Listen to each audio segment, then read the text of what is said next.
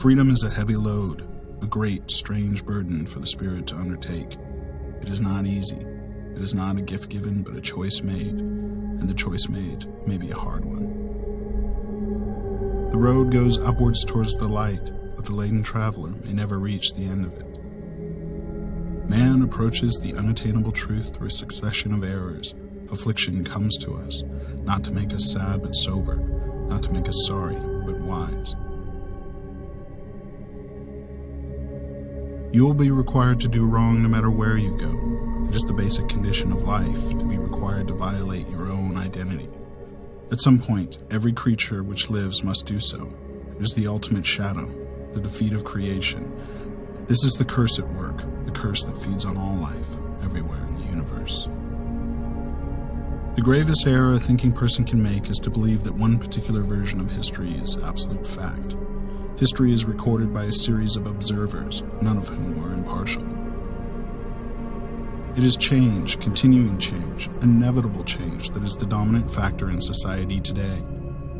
No sensible decision can be made any longer without taking into account not only the world as it is, but the world as it will be. The saddest aspect of life right now is that science gathers knowledge faster than society gathers wisdom. Each generation imagines itself to be more intelligent than the one that went before it, and wiser than the one that came after it. Man is the unnatural animal, the rebel child of nature, and more does he turn himself against the harsh and fitful hand that reared him. It doesn't matter what you do, so as long as you change something from the way it was before you touched it into something that's like you after you take your hands away. The very concept of truth is fading out of this world, and lies will pass into history. Solitude, isolation are painful things and beyond human endurance. For small creatures such as we, the vastness is bearable only through love.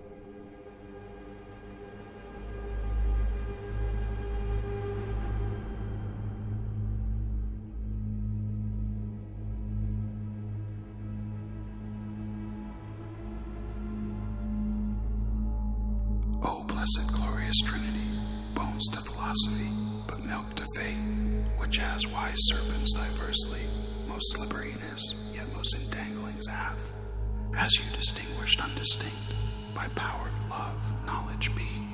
Give me such self-different instinct, of these let me elemented be, of power to love, to know you, unnumbered 3.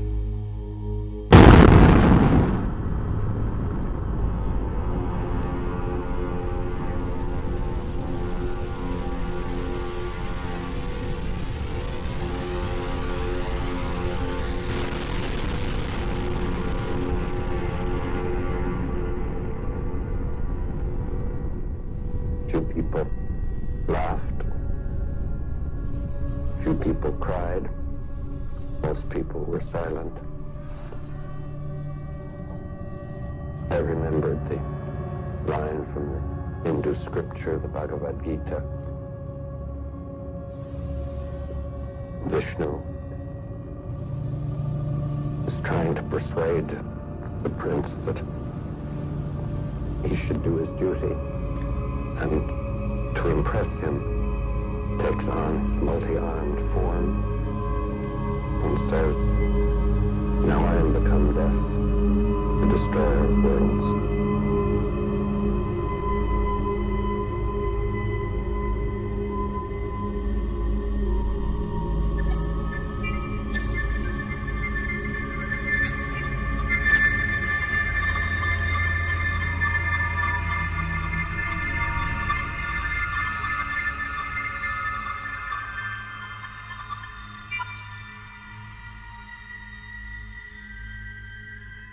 When the Trinity nuclear test was done, and Robert Oppenheimer said, "We have done this before," he was speaking from an informed perspective. In the ancient Hindu text, the Bhagavad Gita, there is a reference to a bolt of iron charged with the light of 1,000 suns. It describes radiation sickness. It describes elephants screaming and dying. It describes the shadows that are left on the ground after the blast goes off, all things that we're now very familiar with in the nuclear age. The same culture that described what appeared to be the use of a modern nuclear weapon also was describing things like anti-gravity craft that flew through the air with no sound called vimanas. These craft could pass right through a mountain, and they also used some sort of particle beam weapons. You have human-looking beings that are larger than the rest of us and have blue skin, like Krishna, and they also have extraordinary abilities. And in addition to that, you have weird reptilian beings called Rakshasas, who are also codenamed snakes. And these beings clearly appear to be of a reptilian nature.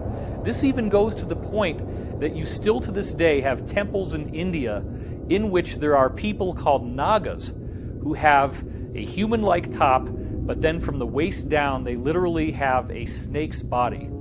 All of this stuff takes on a much different investigative hue once we look at the fact that the actual record of what we now know a nuclear bomb looks and acts like is dutifully recorded in these Hindu scriptures. So Oppenheimer was aware that this weapon unleashed a fury unlike anything we'd ever seen before.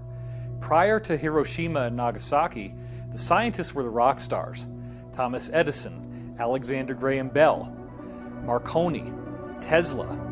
These were the rock stars. These were the people who made our lives so exciting that we went from essentially a primitive situation where in order to have food preserved, we have to have an ice box where literally pieces of ice are covered with sawdust, to now we have electric refrigerators.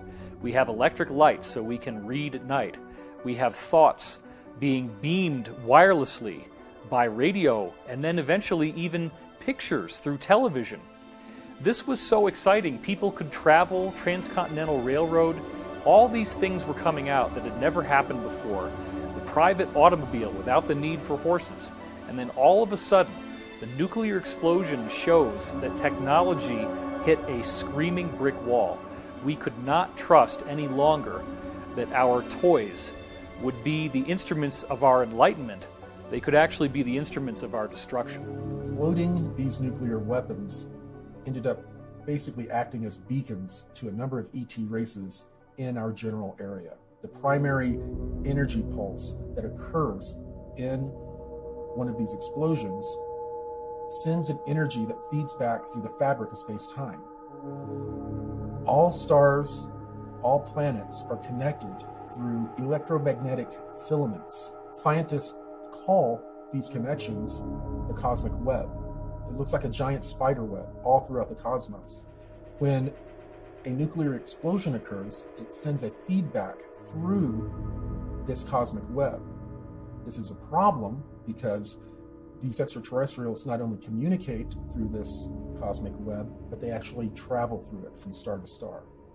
Therefore, when we detonated these devices, we sent out a signal saying not only are we at a certain level of advancement, but we're not at a certain level of advancement spiritually. Oppenheimer's key quotes revealed that he did not know what the effect of the detonation of the nuclear bomb would be. When they conducted the Trinity test, they were unaware as to whether or not this explosion would create a chain reaction that could actually destroy the whole Earth. And yet they proceeded forward because they believed that this weapon was the only way they could end World War II, and thus the ends justified the means.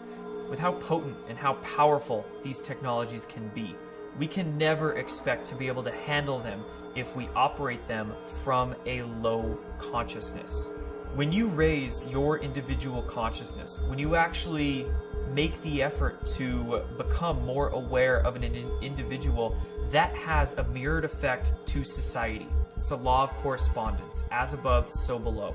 So when you become more conscious of an individual, that makes society itself raise in consciousness. And when each one of us, every single one of us, begins making ourselves more aware, society itself is going to become more aware. Multiple insiders with credible military and corporate backgrounds have said that extraterrestrial spacecraft have appeared over nuclear missile installations and have completely powered them down. First, I'd like to briefly describe the incident that I experienced in March 1967. At that time, I was a first lieutenant, U.S. Air Force, stationed at Malmstrom Air Force Base, Montana. I was trained and assigned duties as a missile launch officer for the Minuteman I intercontinental ballistic missile. We had operational control over 10 Minuteman nuclear missiles. On the evening of March 24, 1967, while my commander was on a scheduled rest break, I received the first of two phone calls. The first call was to report unidentified lighted objects flying above the facility. Well, they were hovering above the nuclear silos, and what was happening was they didn't attack the nuclear silos. All they did was shut down. Captain Robert Salas had like 8 nuclear-tipped ICBMs, and they all got shut down in rapid succession. And these systems have triple redundancy backup systems. So, and the guards up topside were with their weapons drawn with a glowing red saucer above the silo. And then the UFO then went 60 miles to the other base and shut down their nuclear missiles as well. This has happened more than once. This happened in Brentwaters in the UK as well.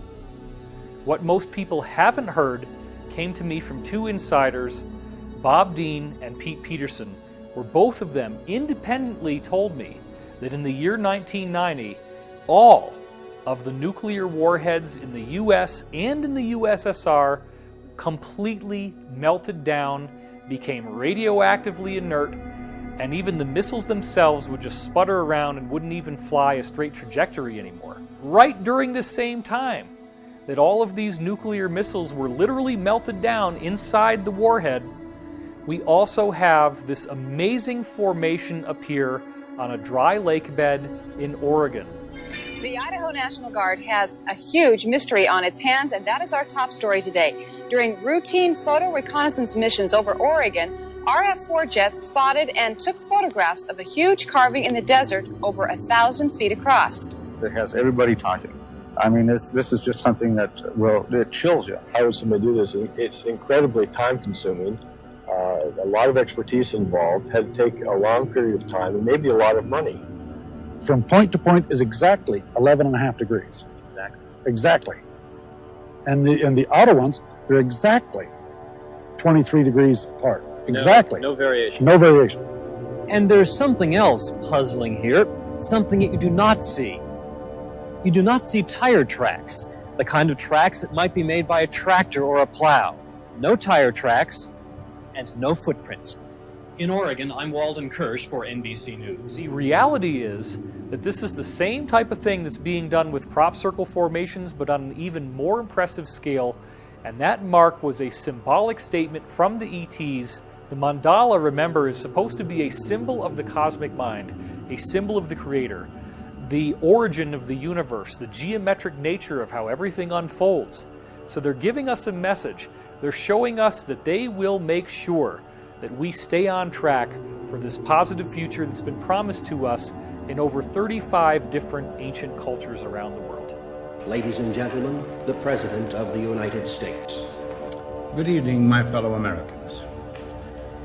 In the councils of government, we must guard against the acquisition of unwarranted influence, whether sought or unsought, by the military-industrial complex. The potential for the disastrous rise of misplaced power exists and will persist. We must never let the weight of this combination endanger our liberties or democratic processes. We should take nothing for granted. Only an alert and knowledgeable citizenry can compel the proper meshing of the huge industrial and military machinery of defense with our peaceful methods and goals, so that security and liberty may prosper together.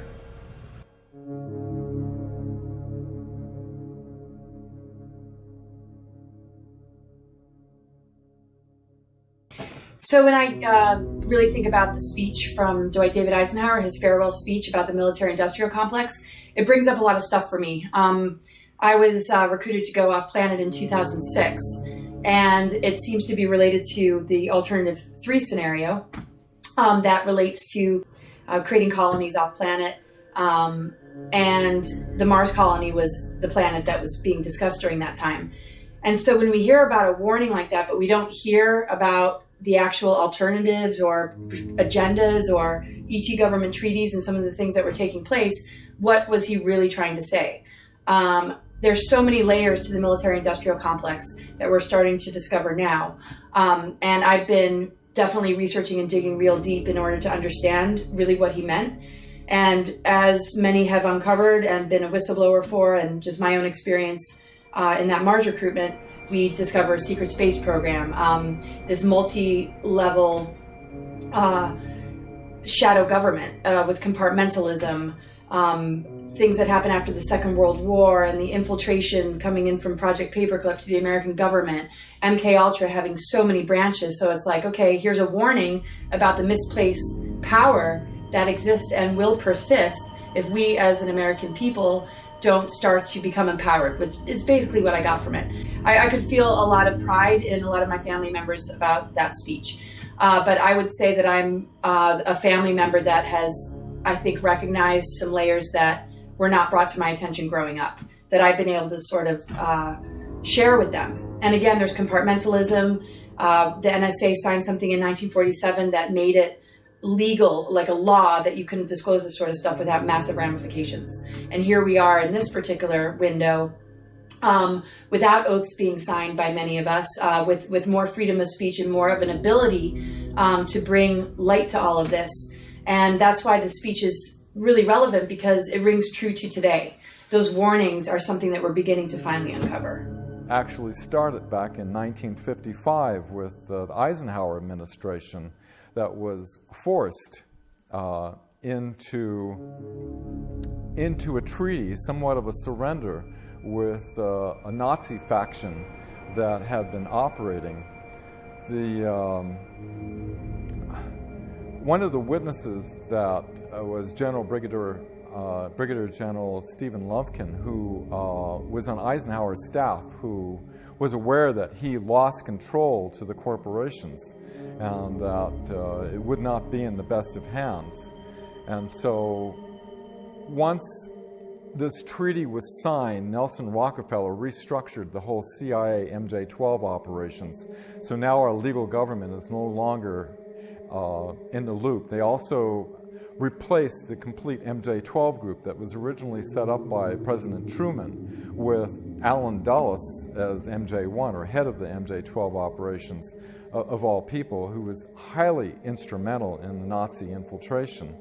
What happened was, when this happened, all of the reverse engineering operations that were Wright-Patterson Air Force Base in Ohio were moved to Area 51 and S4, where Eisenhower realized that he had lost control when he attempted to look into it. He was denied access. Here, a five-star general was really pissed, so he threatened to invade Area 51, where the First Army out of Colorado. And until they allowed two agents to give a report of what's going on over there. And what they found was that several craft were being reverse engineered that were extraterrestrial and German origin. One of the ways that the Nazis obtained their advanced technology before World War II was through the use of a channeler called Maria Orsic. Maria Orsic was channeling telepathic messages from extraterrestrials that were offering her plans and schematics to actually create anti-gravity craft. Maria Orsic channeled this information for the Occult Vril Society in Germany. This information was later used by these German secret societies to build out many of their crafts. Because they were focused more on the qualitative superiority rather than the quantitative, they were more focused on having more advanced technology rather than more tanks and boots on the ground. They were losing the ground war in Europe, but they were obtaining the more advanced technology. And to save that technology, they took it down to Antarctica pre and during World War II. In the late 1930s, the Nazis had an expeditionary group go down to Antarctica, and they found some very interesting things. They found a region under the ice that was created by geothermal heat from volcanoes, and there would be 3 miles of ice, and a few thousand feet above ground level would have been melted by the geothermal heat, and the rest of the ice acts as an insulator, causing it sort of like an igloo effect, and the dome would grow from the heat, the geothermal heat, and it would melt and run under the ice, and that was some of what was lubricating the ice and causing it to move.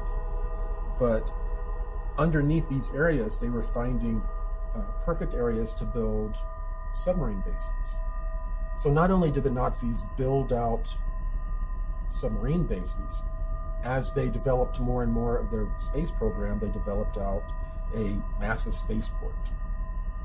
After these spaceports were developed, and the Nazis had handed it over to basically the Americans began to develop more and more research and development bases in Antarctica.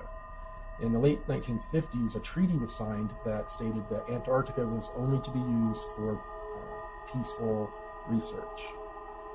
Well, we were basically arriving and digging giant holes under the ice in various areas and building out these giant complexes, much like I think it was called Project Iceworm back in the 1960s, where in Greenland, the United States Army Corps of Engineers was building out an ICBM base hidden under the ice, and it was very sophisticated.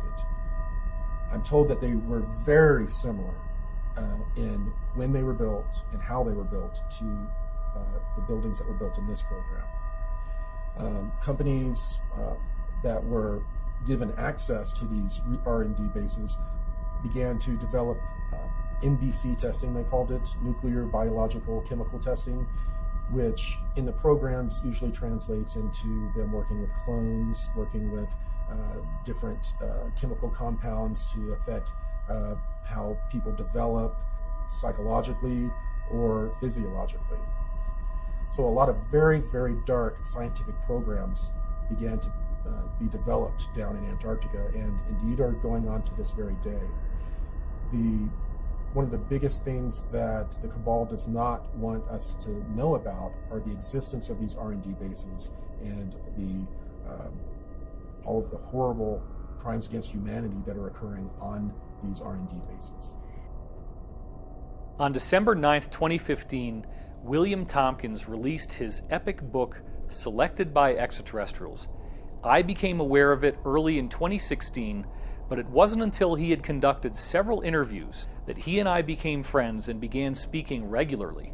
The story of William Tompkins is quite amazing. Here's a man who's 93 years old, and he gets hired right as he begins his military career in the Navy, working in a highly classified program for the United States government at the highest levels, where he was personally responsible for getting information from 23 different American spies who were embedded in the German secret space program, which apparently included bases in Antarctica. A single Navy operative went into Germany. This is like 1939. He didn't believe this, but there was very strange organizations and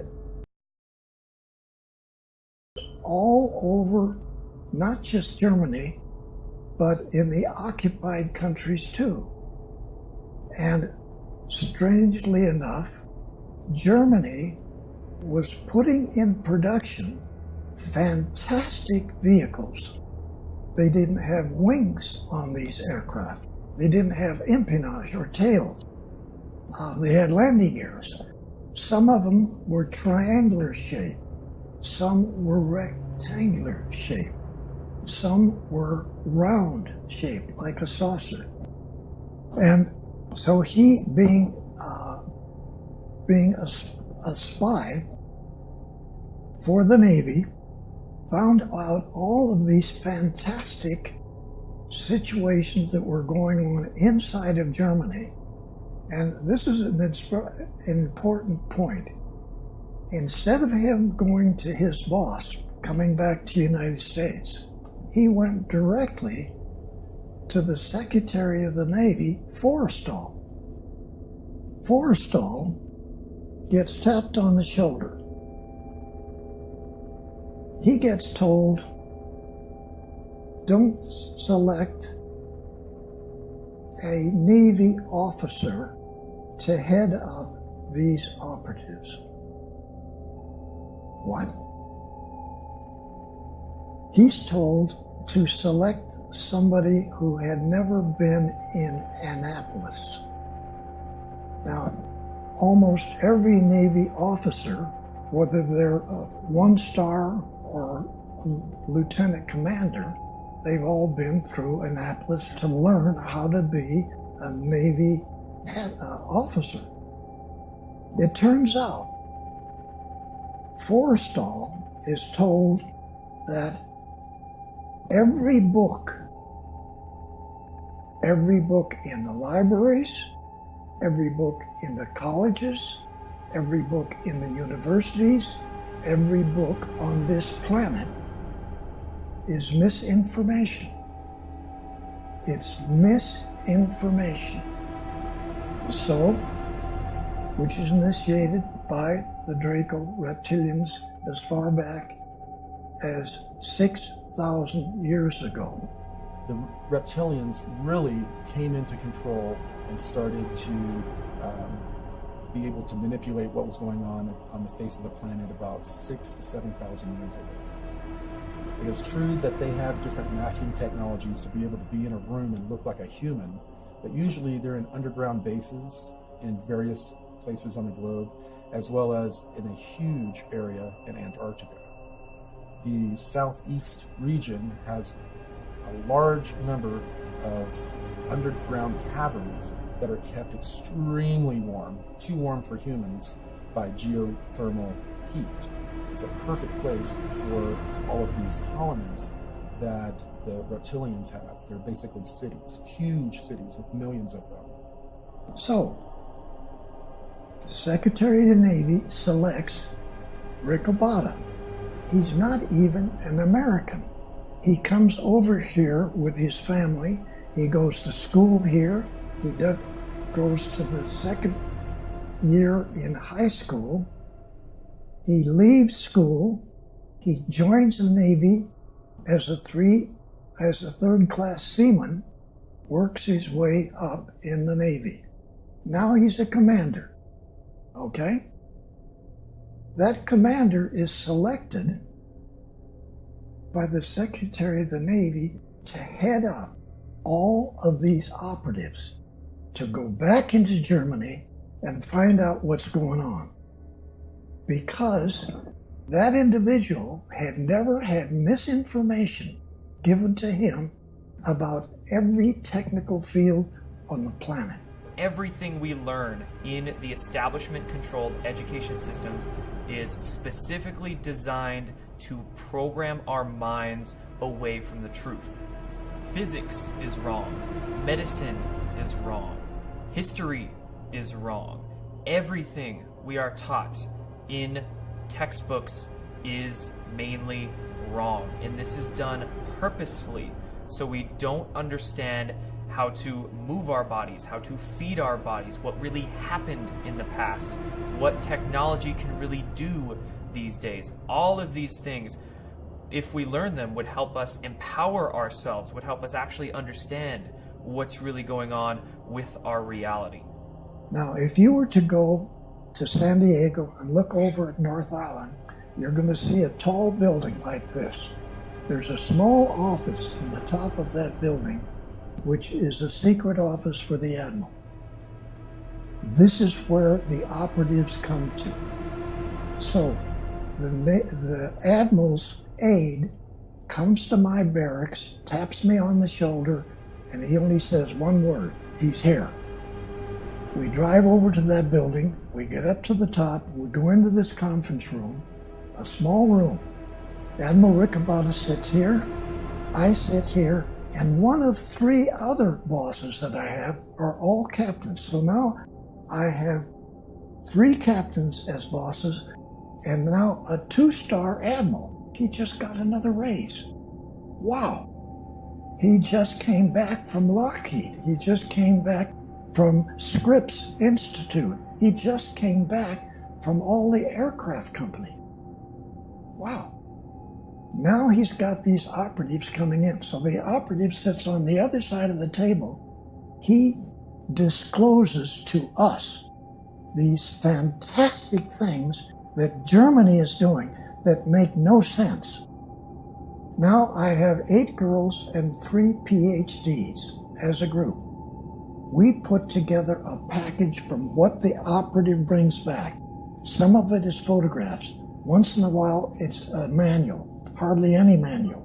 A couple of manuals were not even in English, German, or any other language. They were extraterrestrial hieroglyphics. You see all of this stuff. You hear it. You understand what the Germans are doing. They didn't just get documents from the extraterrestrials. They got brand spanking new space vehicles. Here's one. Here's another one. Here's. They brought these.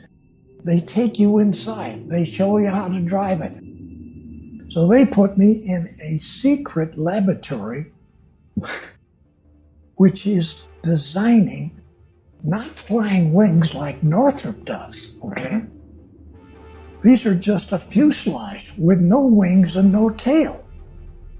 Half airplane, half spaceships. This is what Northrop was designing. Our first spaceships are U.S. Navy attack class submarines. We put together programs that went all the way out into the galaxy, not just this galaxy. The military-industrial complex, back when they were testing a lot of the technology that they had received from the Nazis after World War II, as well as from ETs, when they were doing proof of concept testing, they had attached this technology to a regular submarine, and then they flew it out of our atmosphere.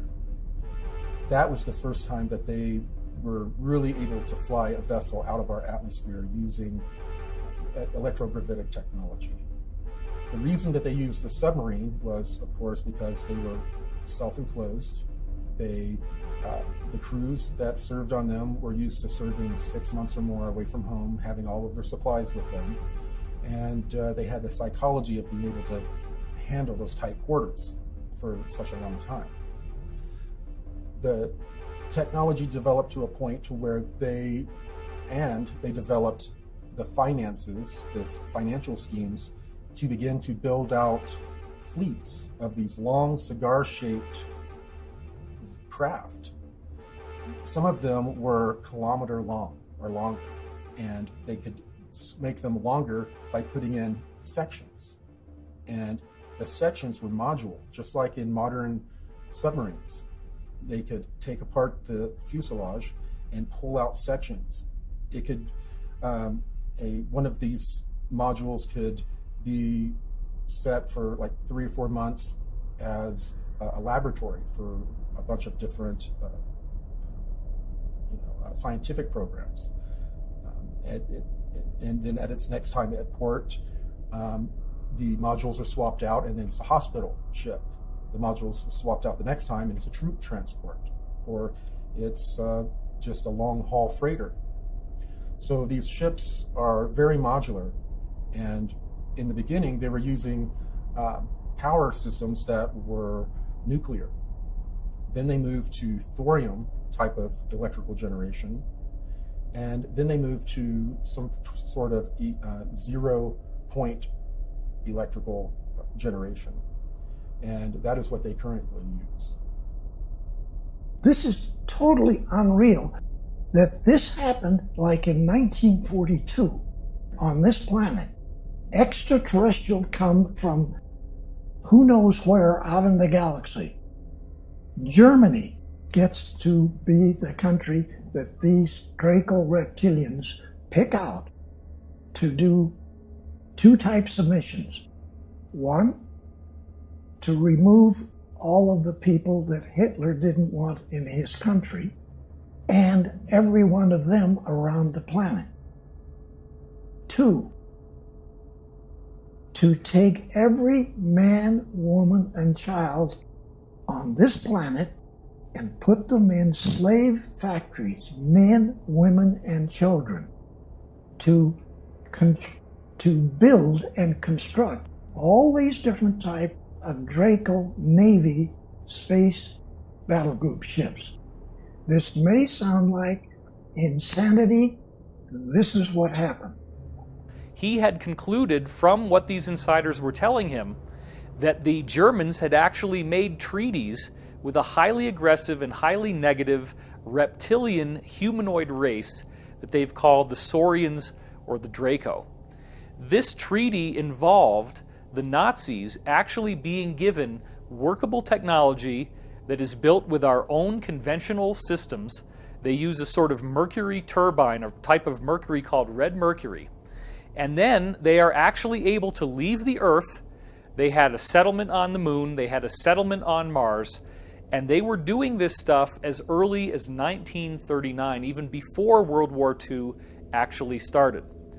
As you can imagine, everybody was thinking he was crazy, but yet these insiders were reporting literally standing there, in which you have 8-foot tall, even 12 to 14 foot tall reptilian extraterrestrials, terrifying in appearance, they smell bad, actually advising the Germans on how to build this stuff in these various bases, including that in Antarctica. Operation High Jump was an operation commissioned in 1947 that was led by Admiral Richard Byrd. And on the public level, it was said that this was a scientific exploration. But what happened was that this operation was commissioned with 33 ships, 13 aircraft, and 5,000 men. Now, this was not a scientific exploration with that many men and that many ships. What Operation High Jump actually was commissioned for was to go down to Antarctica and basically root out the Nazi installations that they had built pre and during World War II. The DC flyover was an event that occurred over successive weekends in July of 1952 in Washington, D.C. And what had happened was that there was a mass sighting right over the Capitol building in Washington, D.C. There was many lights in the sky. Now, many people believe that this was a UFO or an extraterrestrial incident, but in fact it was not. It was German saucers, German craft that were flying over the Capitol building and essentially forcing the hand of the Americans to accept many of these Nazi scientists into their control structures. When many of these Nazi scientists came into America after World War II in Operation Paperclip, they infiltrated into basically every power structure in the United States, government, media, medical systems, basically everything. After World War II, James Forrestal went to Germany to tour many of the research facilities that the Germans had over in Europe, and John F. Kennedy actually accompanied him on those tours. Some believe that Kennedy was actually given information by Forrestal about secret space programs and the UFO phenomenon. And near the end of James Forrestal's career, he was also embroiled in many policy struggles within the United States government. He wanted to disclose the UFO phenomenon and the technologies associated with it.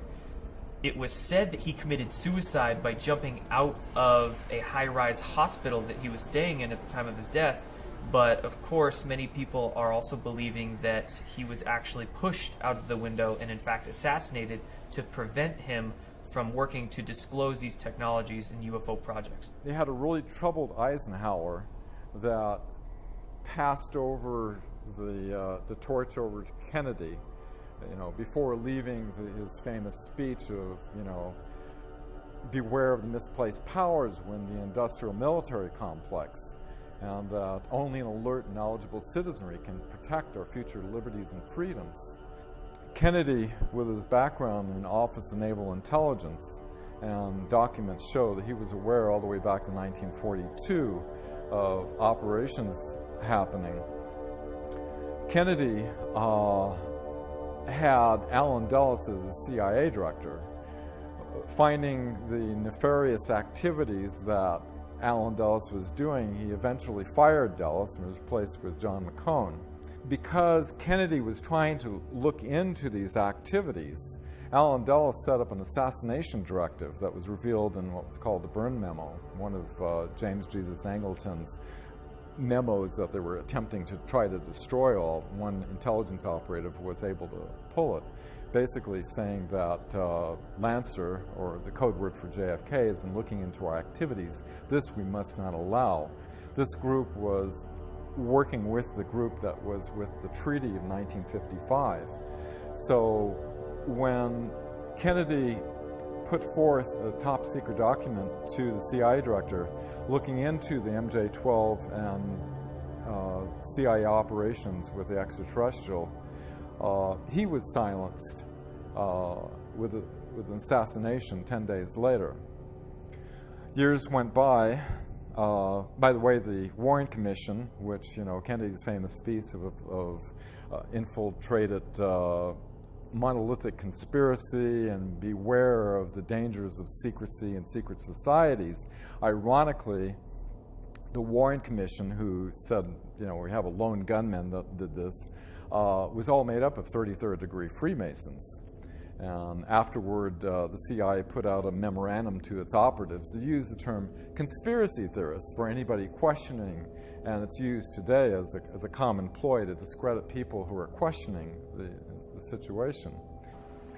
The closest we ever came to having technologies and the existence of non-terrestrials go public was actually in 1962-63. I am told through Alliance sources that President Kennedy was indeed going to make some announcements, and also make announcements that he was going to take drastic steps against some of these secret societies that were running the planet. Therefore, they worked through the CIA to have him eliminated. When he was eliminated in a very public way, the cabal came into power in a very public way.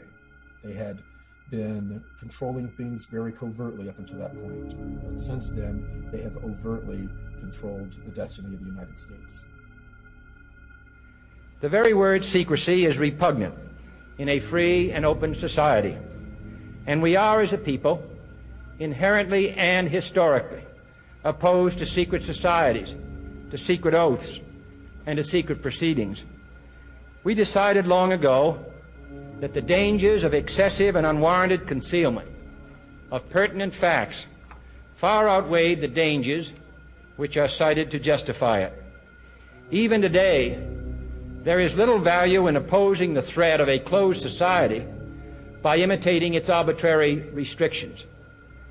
And there is very grave danger that an announced need for increased security will be seized upon by those anxious to expand its meaning to the very limits of official censorship and concealment. That I do not intend to permit to the extent that it's in my control.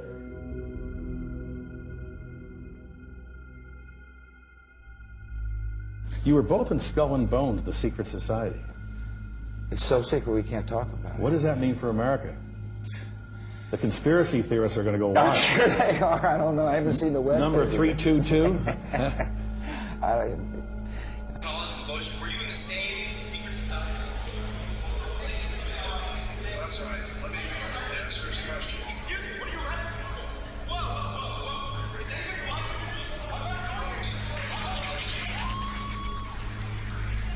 Yale University is 300 years old this year, and were you to visit its campus, you would see that it still has exotic clubhouses, which look like tombs where Yale's legendary secret societies meet. The videotape provides a grainy glimpse into what appear to be the initiation rituals of a secret society that's been around since 1832, whose members have gone on to be leaders of Wall Street and the White House, the Senate and the Supreme Court. What they captured, they say, was initiates, known as neophytes, being forced to kiss a skull, then members performing a mock killing.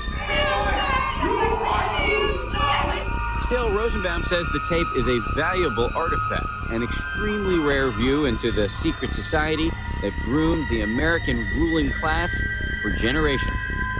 Dan Harris, ABC News, New York. We see the remains of humans with elongated skulls all over the world. When you look at Egypt, there are countless depictions of the pharaohs having these weirdly elongated skulls. This includes Akhenaten, Nefertiti, and their daughter Meritaten. In the case of Meritaten, there are multiple granite busts that you can see that were carved of her, in which she clearly has no hair and has this freakishly elongated skull. And remember, this is a culture that was apparently building pyramids at the time that these sculptures were made. The people with the elongated skulls had apparently been keeping their lineage secret and hidden in the Egyptian priesthood. But then remember that Egypt became weak and it was conquered by Rome. What happened when the Romans got in there is that they made a secret agreement with these people in the Egyptian priesthood who still had the elongated skulls, and they created a safe haven for them in the Vatican City. The Library of Alexandria was burned down, but only with a false flag, where they burned tax documents and census documents. They took all the good stuff that included books from before they came to Earth and relocated that to the Vatican Library.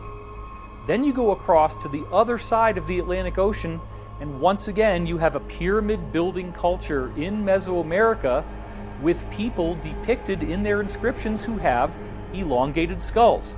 And unlike the case of Egypt, with Mesoamerica we now have the added benefit that there are multiple elongated skulls that have been dug up and were not censored, but are actually on display in museums in places like Bolivia.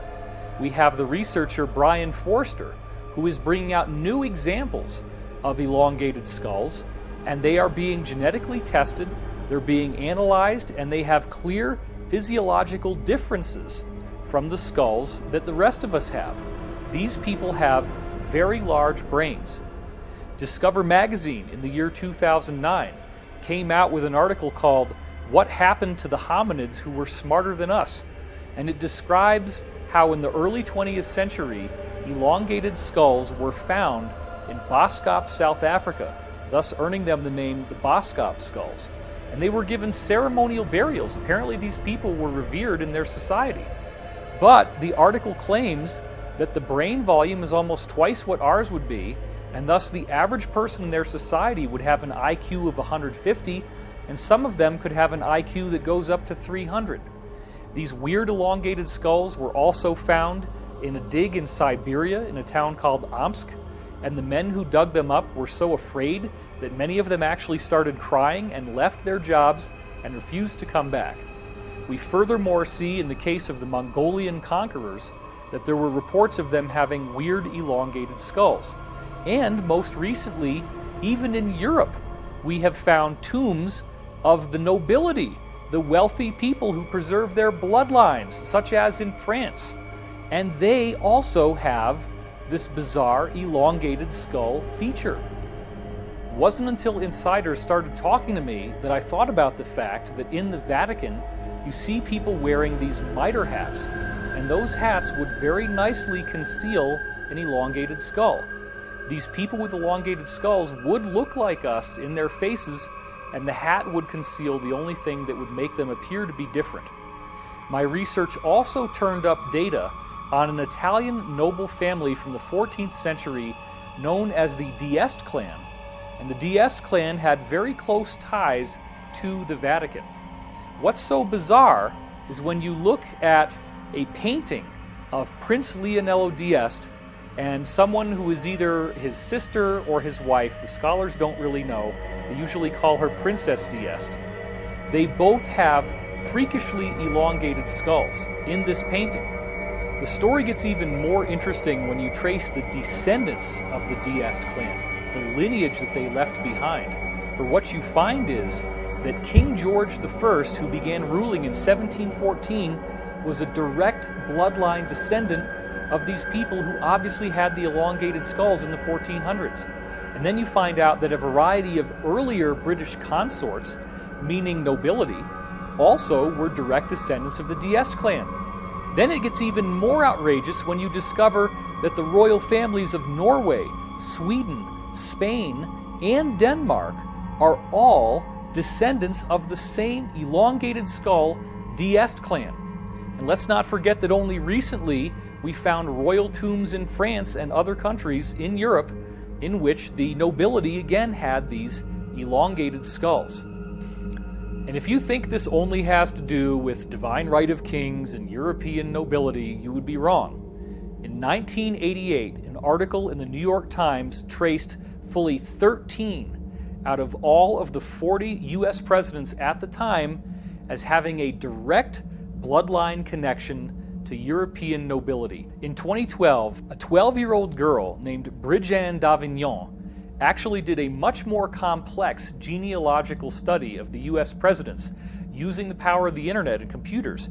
On the School Watch tonight, the story of a 7th grader from Salinas who claims to have made a major discovery about President Obama. She and her grandfather say that President Obama is related to all but one U.S. president.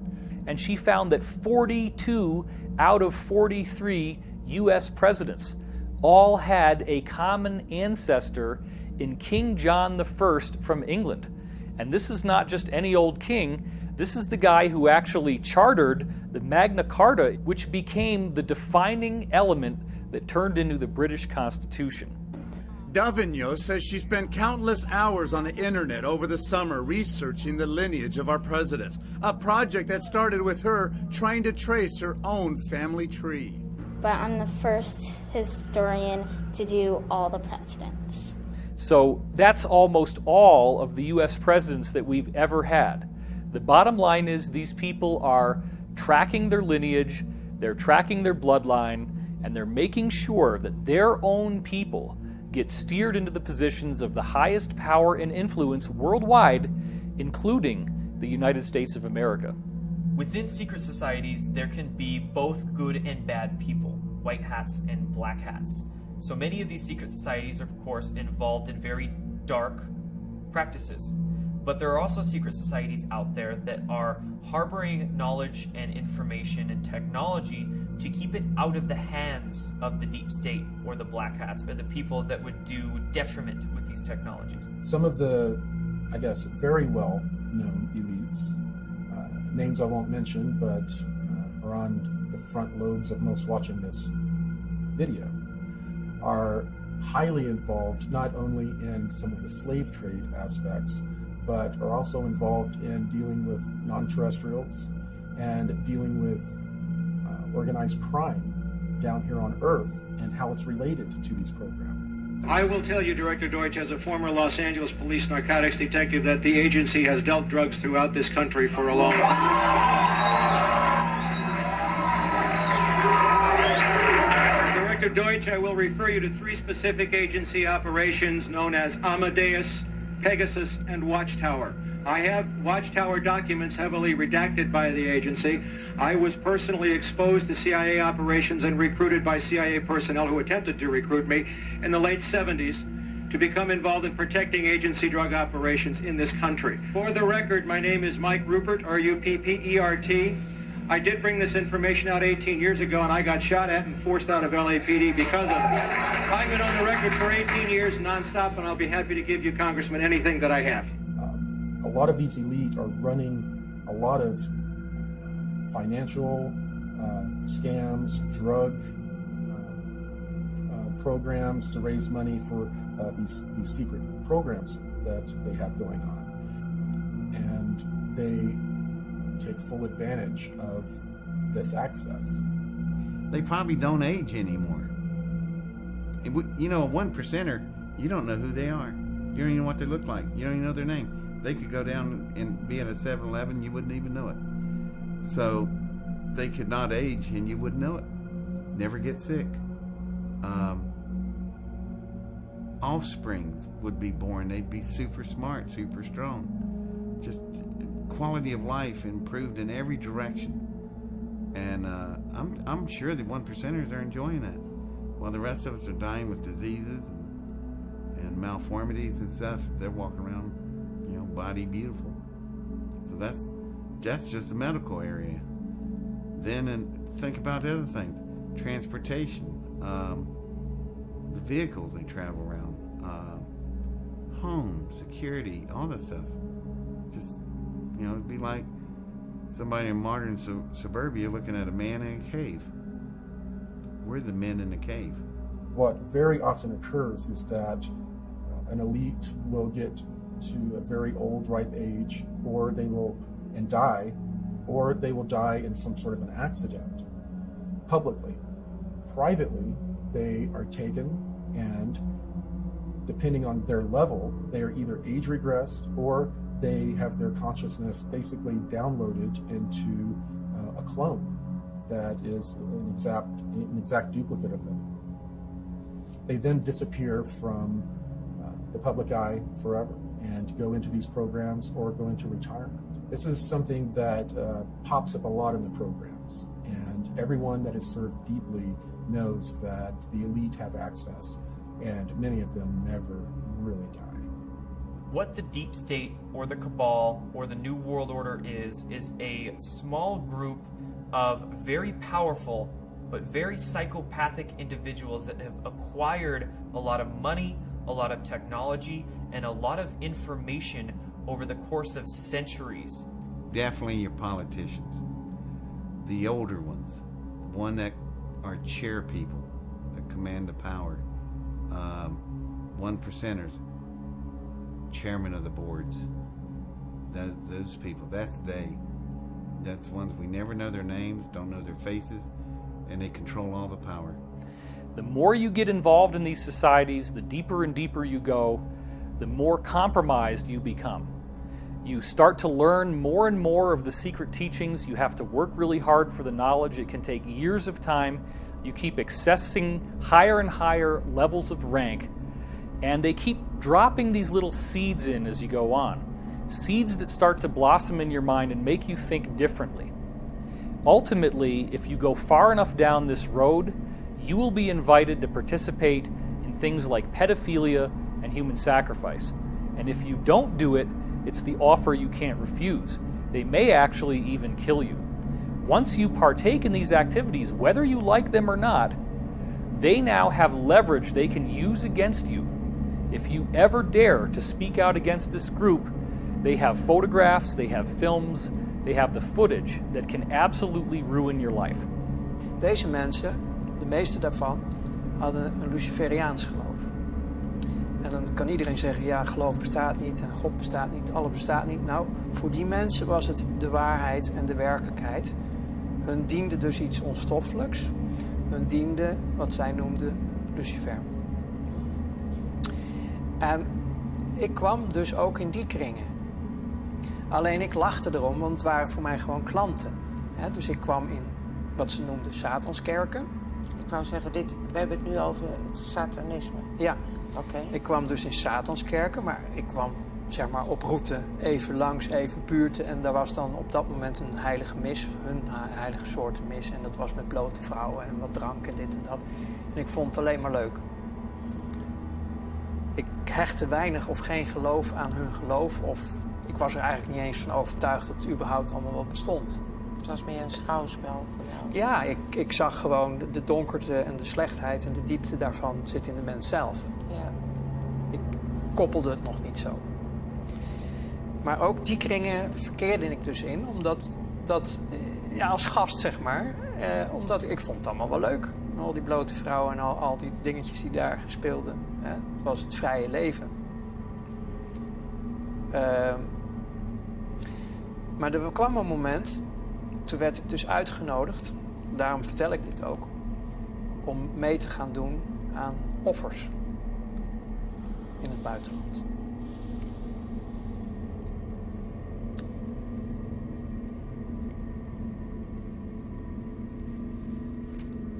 Dat was het breekpunt. Kinderen. Oké. Dat werd je gevraagd. Ja, ik kon het niet.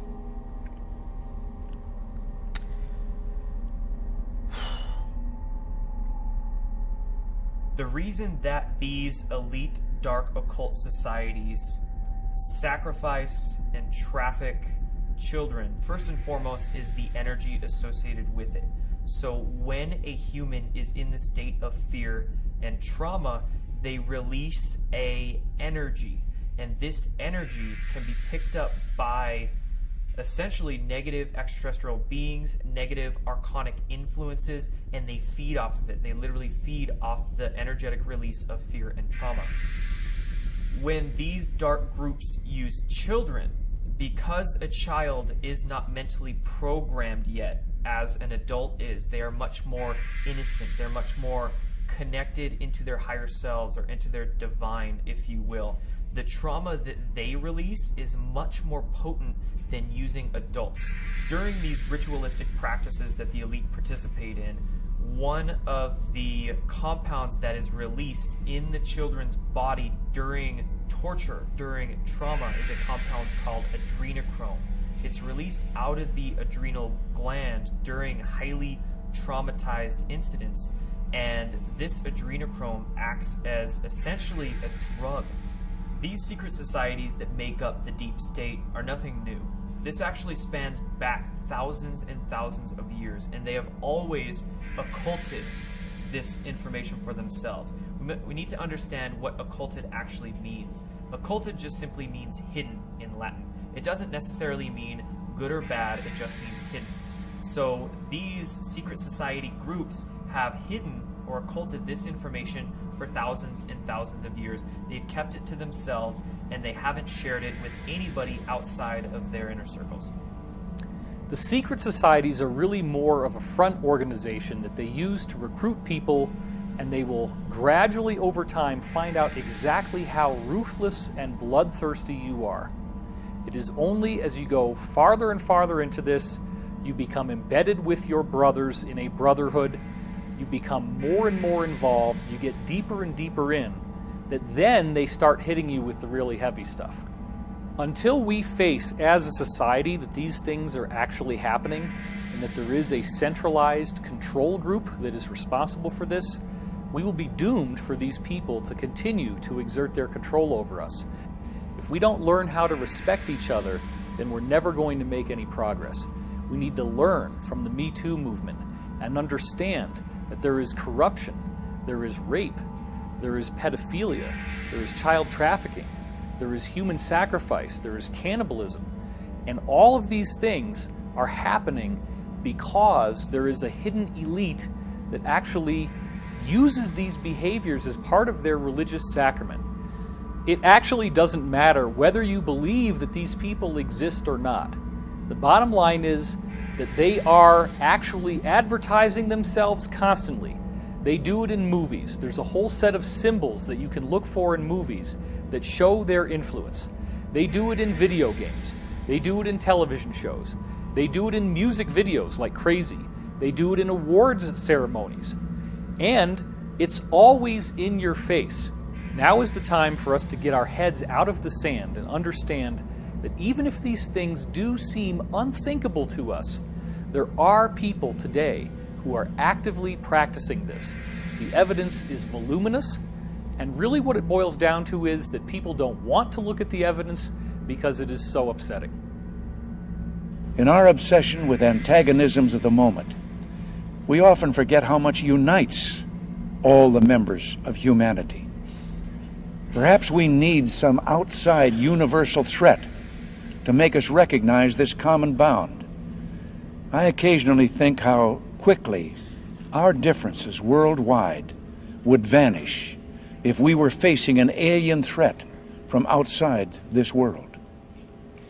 And yet, I ask you, is not an alien force already among us?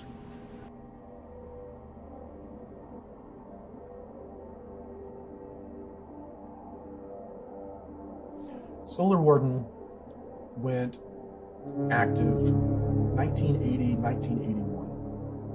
It was funded in large part by SDI through President Reagan, though that money was funneled off in many different programs. Solar Warden was developed to do exactly what its namesake says, to police our solar system. We were now able, we had the technology to prevent these interloper ET races from coming into our solar system, grabbing our people and leaving. We could now stop them. So Solar Warden was developed and began to do its job of policing the solar system. At the same time, we had the interplanetary corporate conglomerate, which was made up of all of these military-industrial complex corporations. We have all of these other programs that are developing technology at the same time and are developing much, much more advanced technologies. So advanced, in fact, that there are ET races that come here to trade for our technology. Corey Good is the one insider I found whose testimony ties all of these different threads together. I've heard Corey have knowledge of something that each of the different other insiders I've spoken to had said to me in the past. Nobody else had ever done that before, and that was fascinating because I had not put this information online. The information was proprietary. It was things that I'd heard over the course of conversations that could have gone on for many, many dozens of hours over time, spreading across about 20 years worth of my own past history. I think they chose children for these MyLab programs in several different ways. They had to profile them. They definitely used standardized testing and a few other ways to identify whether they had a skill or a talent that they needed. Then they would check out their family life. They preferred children from broken homes or from homes that were not harmonious, because the children are used to getting smacked around, they're used to stressful environments, and the parents were not always as attentive as other parents. Therefore, the children were able to handle a lot more stress, and the parents may not notice, certain behavior in the kids. Well, I guess you would say a typical day, if there is a typical day in the life of a MyLab, would be your parents dropping you off at school just like any other day, and except that day you're pulled aside and told you're going to go on a field trip. You're in a special education class or an accelerated learning class. You're special. You're being taken off campus to go, look at dinosaurs. Well, you are taken, put in a van. Usually a person is driving that is military looking, sometimes in uniform. They would then drive us for a little over an hour to Carswell Air Force Base. We parked inside this hangar that was a motor pool, and we walked to the back, and there was an elevator, and the elevator went down quite a ways. And when we came out, we were underground in a Cold War era type bunker. That would then lead us to another set of elevators that would take us down, where we would get on underground trams that would, there were trains that would take us over 500 miles per hour anywhere in the world. When we were sent to one of these locations through one of these shuttles, we would then go through, sometimes because of travel time, we would only get 45 minutes of training in, sometimes 2-3 hours of training in.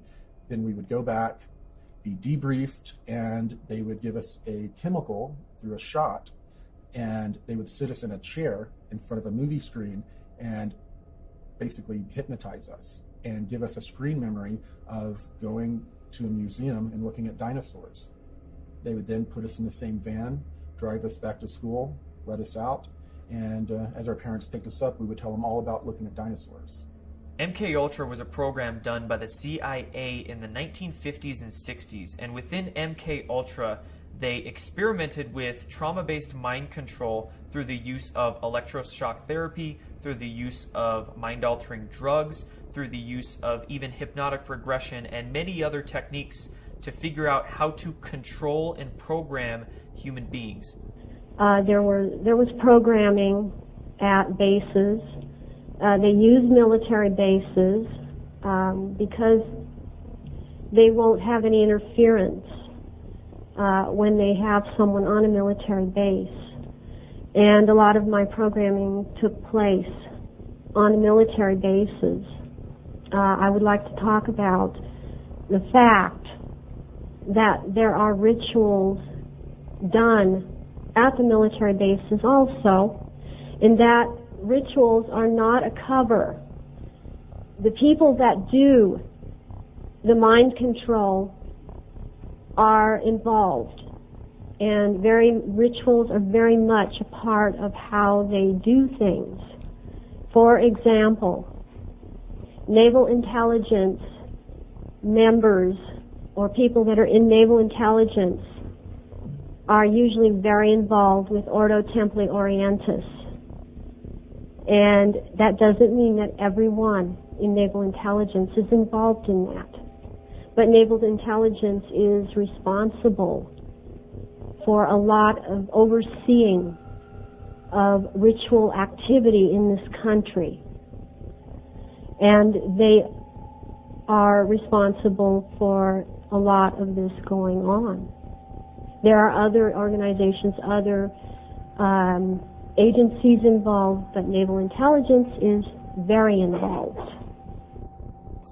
We were taken to some kind of facility out on the Nevada desert, and for a long time I thought it was Area 51.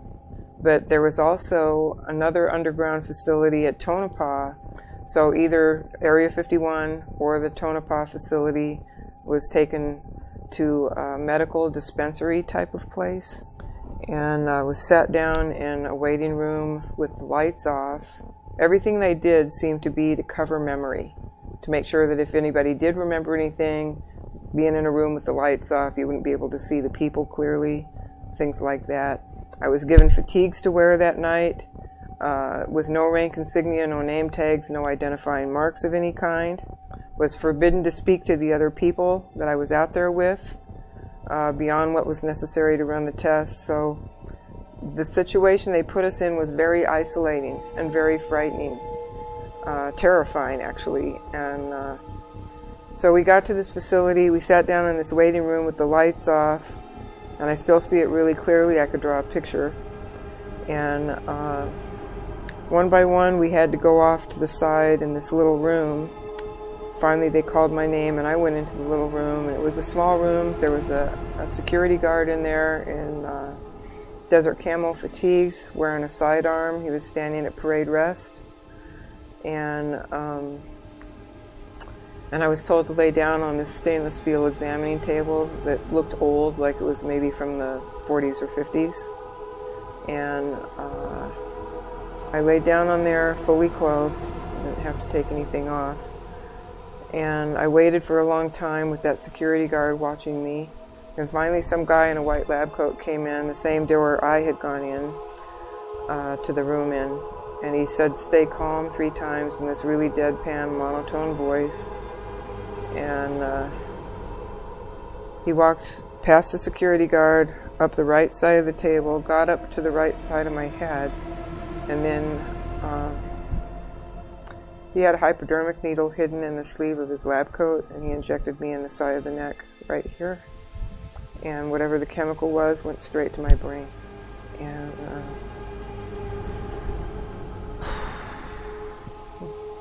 so I'm kind of in shock from whatever this injection's doing to me, because it went straight to the brain, and I was like, you know, in shock.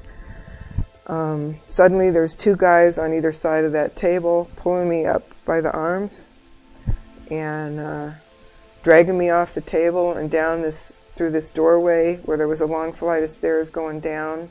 And for some reason I remember it as one long flight going down, not switchbacks like a lot of store cases are. It was just straight down. They half carried me, half dragged me down those stairs. And at the bottom of the stairs there was like this little room that had a one-way mirror in it, and I went through the effects of that injection in that room, and I felt like I've described it so many ways down through the years.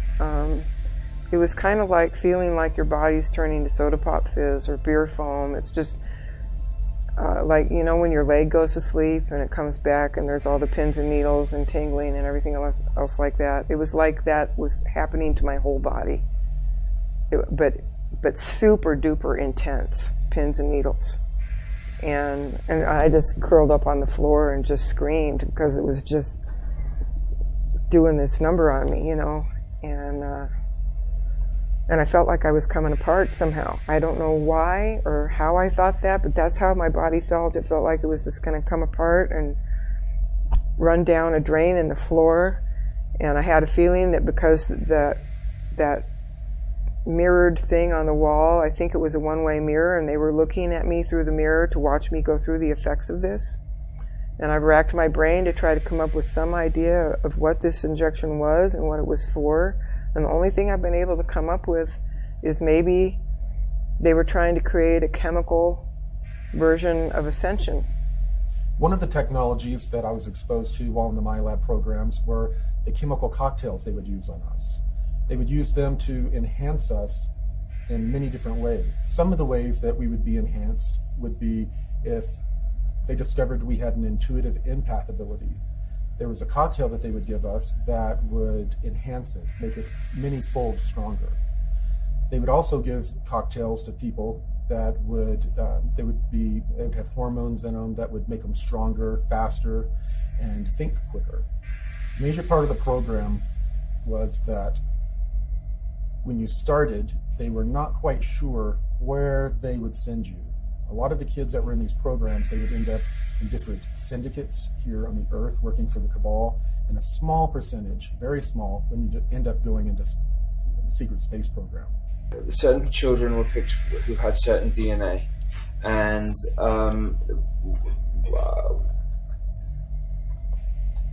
I was connected with that. And what they did was, when we were like 5 and 6 years old, they took us there, and they trained us, and we did. We learned and we trained and we did all sorts of operations when we were there. Now, when I was 5 years old, my parents moved to Los Angeles at the time, out of the blue, and I was living on Sepulveda Boulevard, and the Mars jump rooms for children were on at 999 Sepulveda Boulevard. I now know. So and I didn't know. So I had these memories before I knew that this particular information about these Mars jump rooms on Sepulveda Boulevard. It was a lot of training. So say from 5 years old to 25 years old was spent there, and I know some of the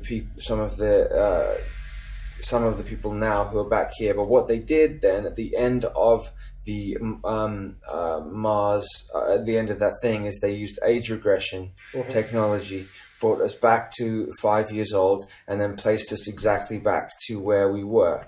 The reason so few went into the secret space program was that most of the participants, almost all of the participants, are pulled from various military branches. They bring people in to the military, send them through training, testing, find out where their skills lean, and if they have the fortitude for this type of mission, and then they're invited in or drafted in, and they'll serve a 20-year term. And this is referred to as a 20 and back. And after that 20 years, they're actually age regressed and regressed back in time using a technology that was handed to us by non-terrestrials.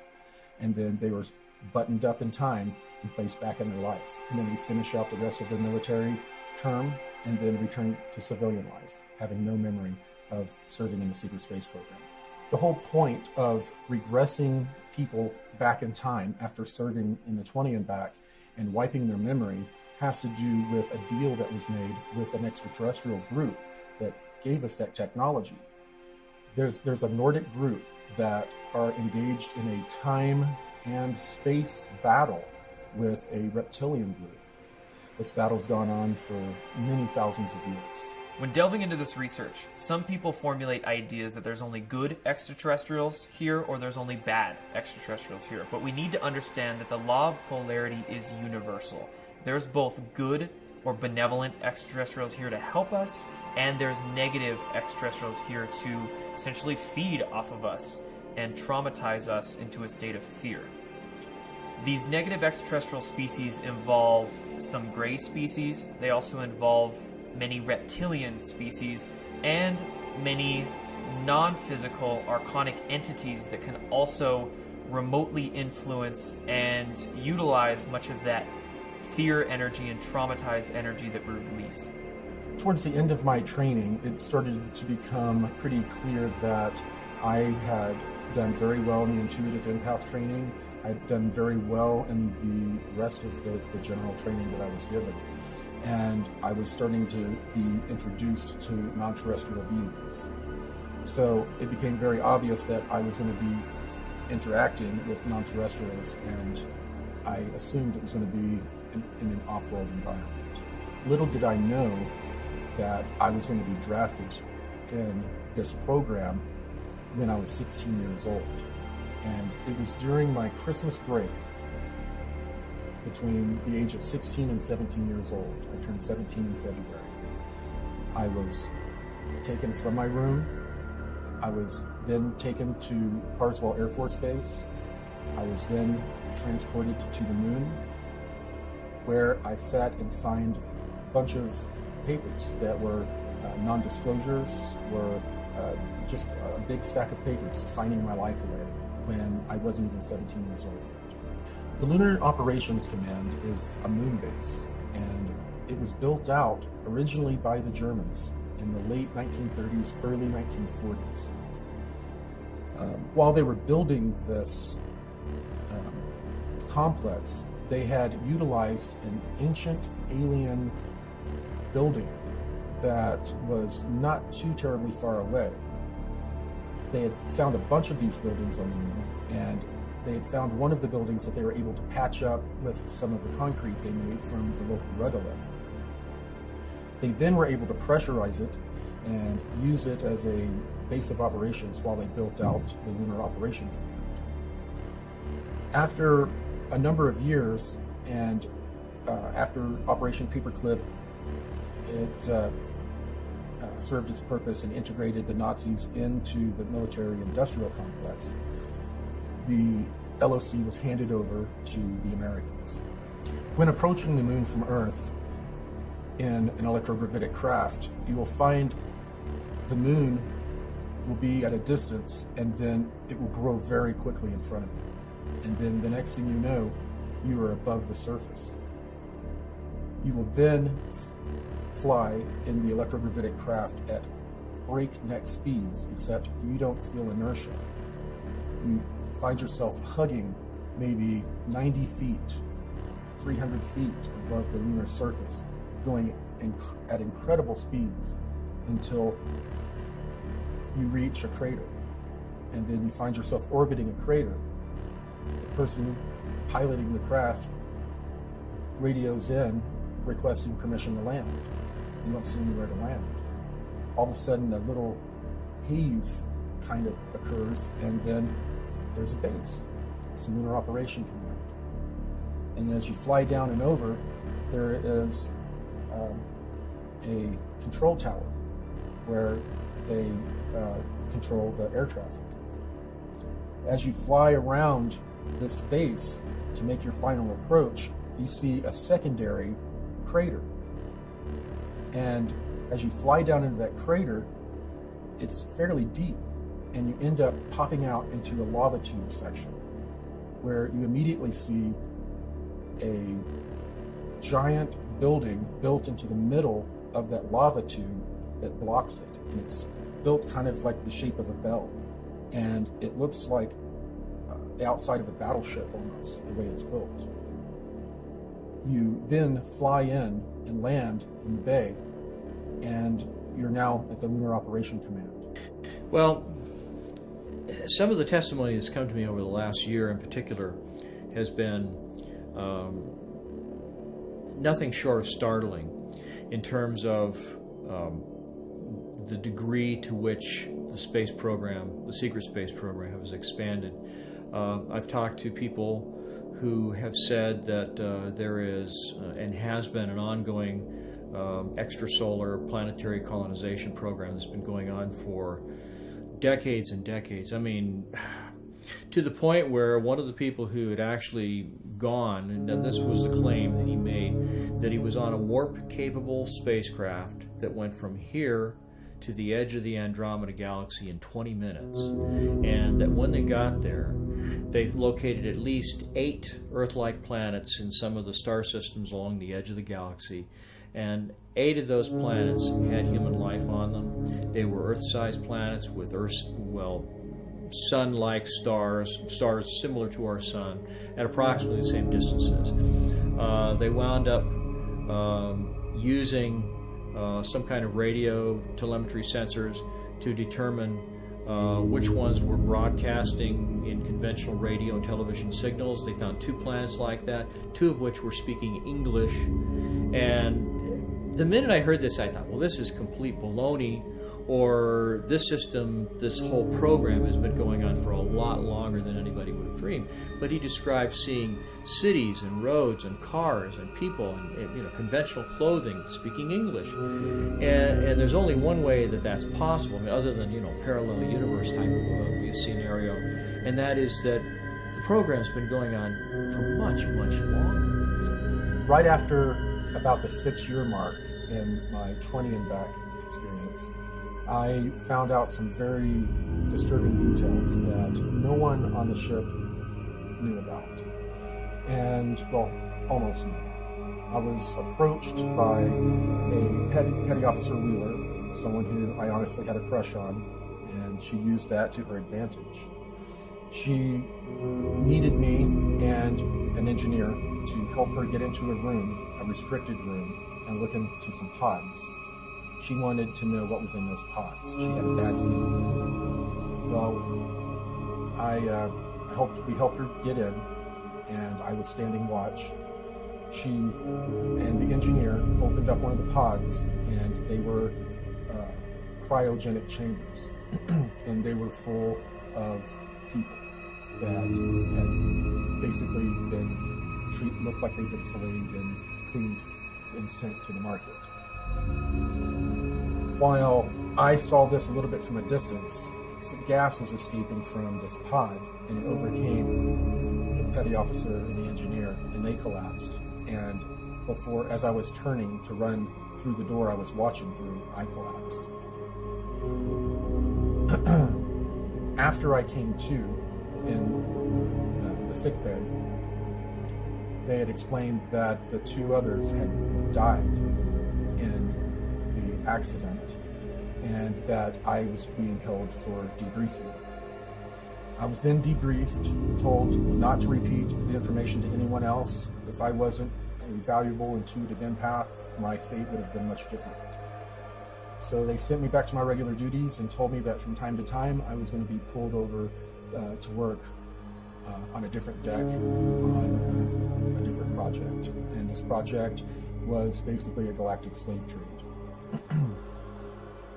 It turned out that for many decades, while we were developing the technology to try to fight some of the negative ETs, there were extraterrestrials that were coming into our solar system, were coming to our planet, would swoop down and kidnap people and leave, and then take them and trade them off into some sort of galactic slave trade that's going on.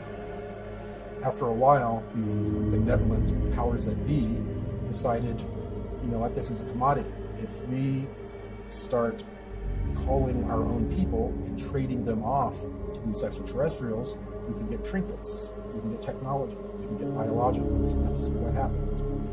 They would trade human beings for biological samples, much like what Emery Smith would end up receiving in his lab and doing different experiments on. And they would also get technology, and they would trade the humans off. The humans would go off to be used in any number of ways. Humans are very coveted, not people aren't only leaving to be food for reptilians. That's a small percentage. Most of them are being used for their skills. Humans are very well known for our engineering, our creativity, our ability to bring things from our mind and create them and engineer them. And strangely enough, we are coveted and used in that fashion. So the Cabal group has been basically utilizing human beings as a resource.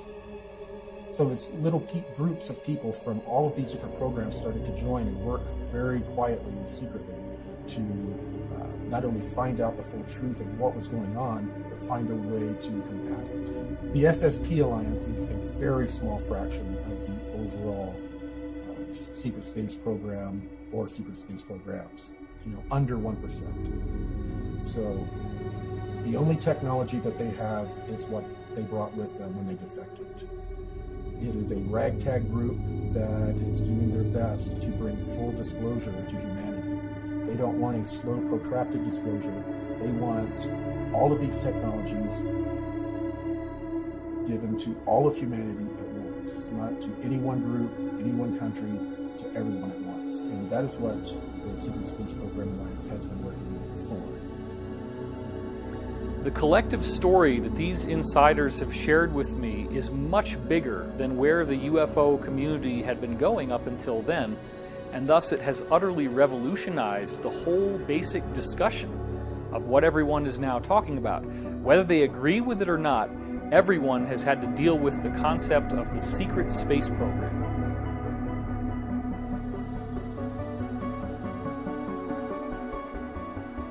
According to some estimates, we cannot track $2.3 trillion in transactions. On September 10th, 2001, the day before 9/11, then Secretary of Defense Donald Rumsfeld testified in front of congressmen about $2.3 trillion missing from the Pentagon. In 2015, an Inspector General report came out detailing that number grew from $2.3 trillion to $6.5 trillion missing from the Pentagon. This money is going into unacknowledged projects both above our heads and below ground, into deep underground military bases and secret space programs with technology far beyond what many of us can even realize. Our black budget, for instance, garners $1.023 trillion every 2 years. It's over $500 billion a year. Right now, there are 131 active deep underground military bases in the United States. There's 1,477 of them worldwide. Each one has an average cost of $17 to $19 billion. Each one is built in the site, it used to be, it'd take a year to 2 years to build each one. And now they're capable of building a couple of them a year. With sophisticated methods. Area 51 is only one base, one of the 131 bases. Of these 131 bases, I call Area 51 a mega base. It's got more than one base in it. It's Tonopah Test Range, Area 51, S2, S4, Groom Lake, and a host of others.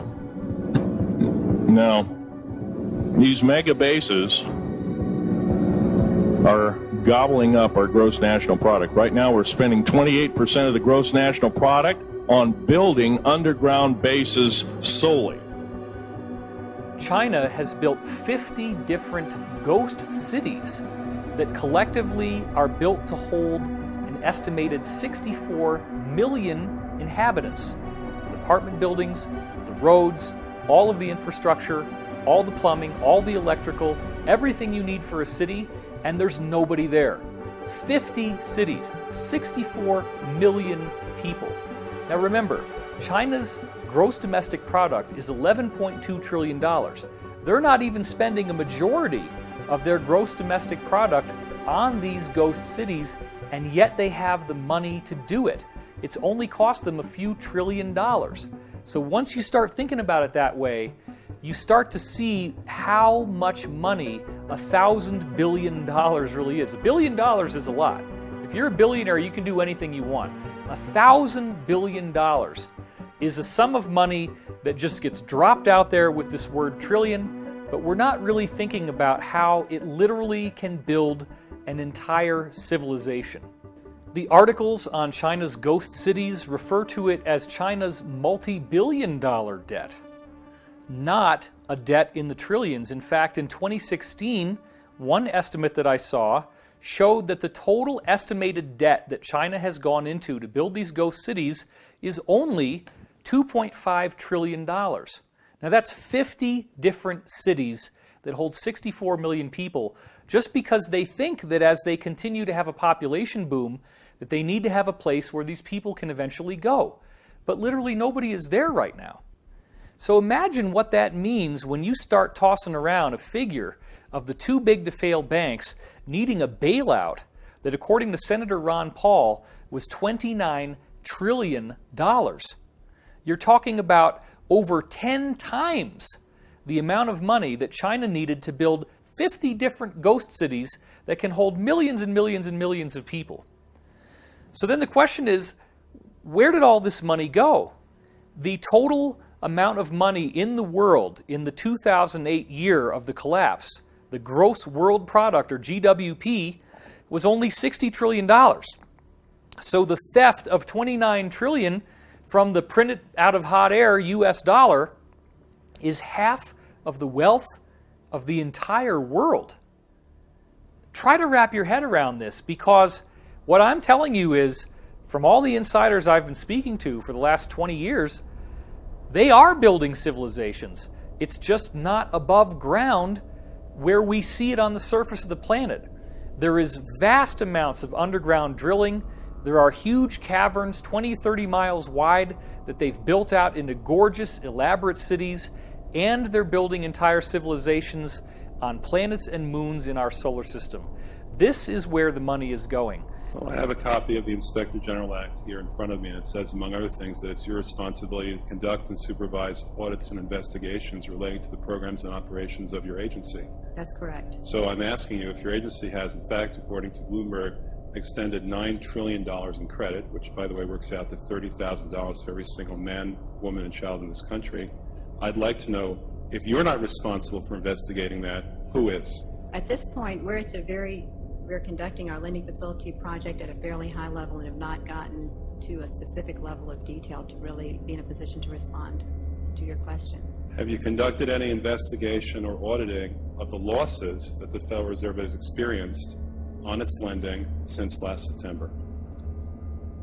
We're still in the process of conducting that review. Until we actually, go out and gather the information, I'm not in a position to really respond to the specific question. So are you telling me that nobody at the Federal Reserve is keeping track on a regular basis of the losses that it incurs on what is now a $2 trillion portfolio? Until we actually look at the program and have the information, we are not in a position to say whether there are losses or to respond in any other way to that particular. Mr. Chairman, my time is up, but I have to tell you honestly, I am shocked to find out that nobody at the Federal Reserve, including the Inspector General, is keeping track of this. What's amazing is that right now we're seeing the very first audit of the Pentagon ever. And this audit could very well begin to expose the trillions and trillions, upwards of even 21 trillion, if not more money than that, begin to be exposed. And we might even find out very soon where all this money actually went. Let's go back now to the LIBOR scandal that happened in the wake of the 2008 economic collapse. LIBOR is an acronym that stands for London Interbank Offered Rate. And what we're finding is that these too big to fail banks are only appearing to be in competition with each other. The LIBOR scandal revealed that these guys are calling each other on the phone, colluding about how to rig their own interest rates so that one appears to be winning, one appears to be losing, but they're actually like branch offices of a single larger corporation. All of the apparent competition, oh, these guys' stock is going down, oh, it's a bloodbath. No. They're doing all this together. They're competing only on paper when in fact it's collusion. This is financial organized crime on such a massive scale, How can you arrest all the banks? They're too big to fail. This gets into a law that was passed in the United States in 1970 called the RICO Act, which stands for Racketeer, Influenced, and Corrupt Organizations. And that act was built to be able to take down massively organized crime. None of this really makes sense until you get back into the idea of the Federal Reserve System. Now, up until the Federal Reserve was founded in 1913, the United States essentially was in control of its own currency. This same banking cartel that we've been talking about worked behind the scenes to create a series of fake economic crises in the late 1800s and early 1900s, which caused regular Americans to have their savings wiped out. This became such a crisis that people were desperately calling for reform. And then the government comes along and says, look, we're bribed, corrupt politicians. We don't really know what we're doing. They have spokespeople saying these kinds of things in the media. Let's bring in the investors. Let's bring in the British bankers, the people who really know how to make money. They've been doing it for a long time. They're not just going to hold an office for a few years and go disappear. They are the guys who really understand how to run a financial system. So what did we do?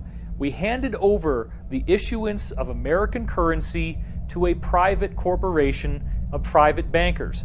When you see Federal Reserve note on the US dollar, that means it's printed by the Federal Reserve. The Federal Reserve, since they came into power just over a century ago, has eroded the purchasing power of the US dollar by 99%. So what was really going on there? Do you think that these investors built up the equity of the United States, made us more profitable? It's exactly the opposite. We have been living in a prolonged economic depression. They just don't call it that because the metrics that we use to measure the economy are coming from a rigged system, just like we saw with LIBOR. Don't bother to look at the Dow Jones. Don't bother to look at the NASDAQ. That has nothing to do with the reality of everyone else and how hard it has become to earn a living. The complete wiping out of the middle class. You have rich and you have poor. And even among the rich, you then have super rich people where a concentrated small cluster of individuals have so much wealth that it could feed entire nations, entire peoples. So this is something that is an economic inequality that must be addressed. And the only way that we're ever really going to learn this is by a collective, massive understanding. I say the elite powers in control, which is really the same as these central banking dynasties that are basically sitting over the nations. They are a form of global government, except that they are not government at all. They're just dominants. They are dominants. They are the ones that issue the orders to all the nations.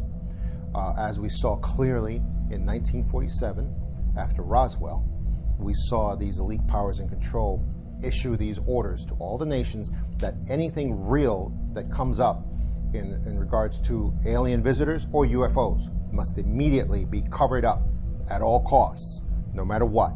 And that was the first, that was how that wall, the embargo of truth, that Berlin Wall went up originally in 1947. And that's an example of them in action over the nations.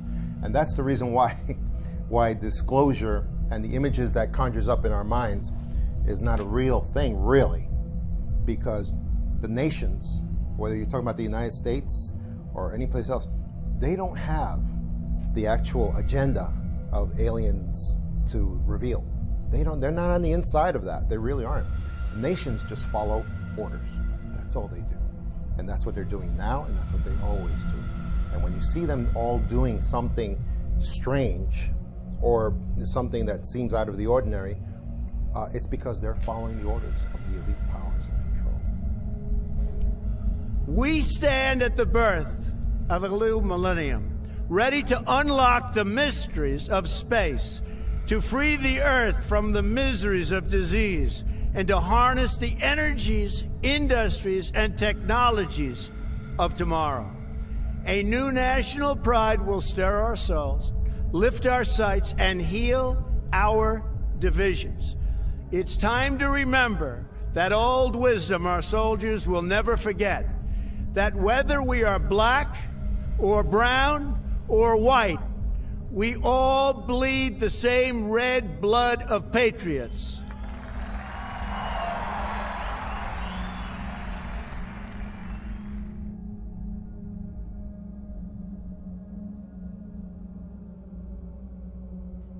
After the inauguration, the president signed a number of secret memorandums stating that he wanted the release of advanced technology, and a lot of this technology was involved in the space program, and he was very aware of it. We know that President Trump is aware of advanced technologies because his uncle was the one who went in and cleared out the safe of Tesla after his death. So we are fairly sure that President Trump grew up bouncing on his uncle's knee, hearing stories of free energy. Aside from the Secret Space Program Alliance, we have a different alliance. It is made up of all of these countries that have been fighting against this cabal for 50 years or so. It is also made up of various military groups that have broken away from the cabal, such as elements of the United States military intelligence groups have broken away and have been participating with a lot of other breakaway groups in trying to overthrow the cabal who took over the United States back in the 1960s, around 1963. This alliance, Earth Alliance, began to get more and more organized. And they got organized to a point to where some of them approached some generals and told them that they wanted to do an open coup in the United States. These generals decided they would make one last ditch attempt to get rid of the cabal legally. And that's when they approached Trump, allegedly, to run for president and allow them to legally get the country back, basically. The alliance is an international group. It is a confederacy. There are lots of different factions, some of which agree, some of which do not agree, about the only thing that they all have in common is they want to see this satanic, pedophile, elitist cabal come down in flames. They do not want these people trying to kill off most of the planet, trying to control all of this immensely high technology. The alliance also consists of a surprising majority now of personnel in the U.S. military and in the U.S. intelligence community. So we're going to have to deal with the fact, sooner or later, and probably sooner, that not everybody in the government is bad. This is part of the psyop that was put out through movies and through media to get us to completely distrust all levels of society, all of the institutions, so that no one will ever be able to oppose these people. You're not going to do this by a bunch of keyboard warriors on the internet. They're not going to actually take the solid action that needs to be taken. What you do need to see is what we now are counting up in August 2018 as 45,000 sealed indictments. Now, this is on the official U.S. government court record. You can go to the pacer.gov website, which lists all of the lawsuits and all of the indictments filed in all of the different districts in America, and just count up the sealed indictments. The official count, the undisputed count, is 45,000, and the normal number for any given year is approximately 1,000. Now, this is a very, very big story that people are really not seeing exactly how awesome this is. Let's talk about what do you have to do to get a sealed indictment. Okay, a sealed indictment is the result of a secret grand jury proceeding. Now, what is a secret grand jury? A secret grand jury requires a panel of 12 to 23 U.S. citizens who are then given information and testimony from a prosecutor. The prosecutor is prosecuting a particular individual who is not invited to the proceedings, has no idea this is going on. And in legal terms, that's called ex parte.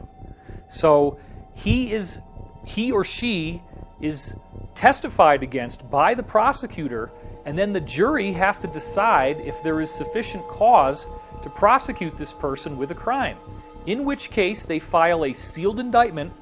The indictment stays off the record. You don't get to know the person's name until they unseal it, at which point the person is immediately arrested. And then they get to have the regular trial by jury with a judge. But you have to understand that the prosecutor is either a federal U.S. attorney, a county district attorney, or a state attorney general.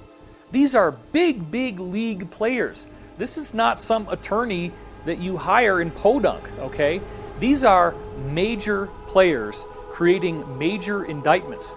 And the reason why they do it this way is that they're prosecuting organized crime.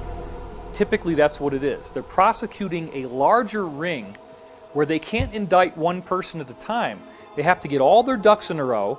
They have to line it all up so that when they unseal the indictments, everybody gets arrested at once, and there's no ability for them to tip each other off that something happened so that the rats can flee off of the sinking ship. They all get nailed at once.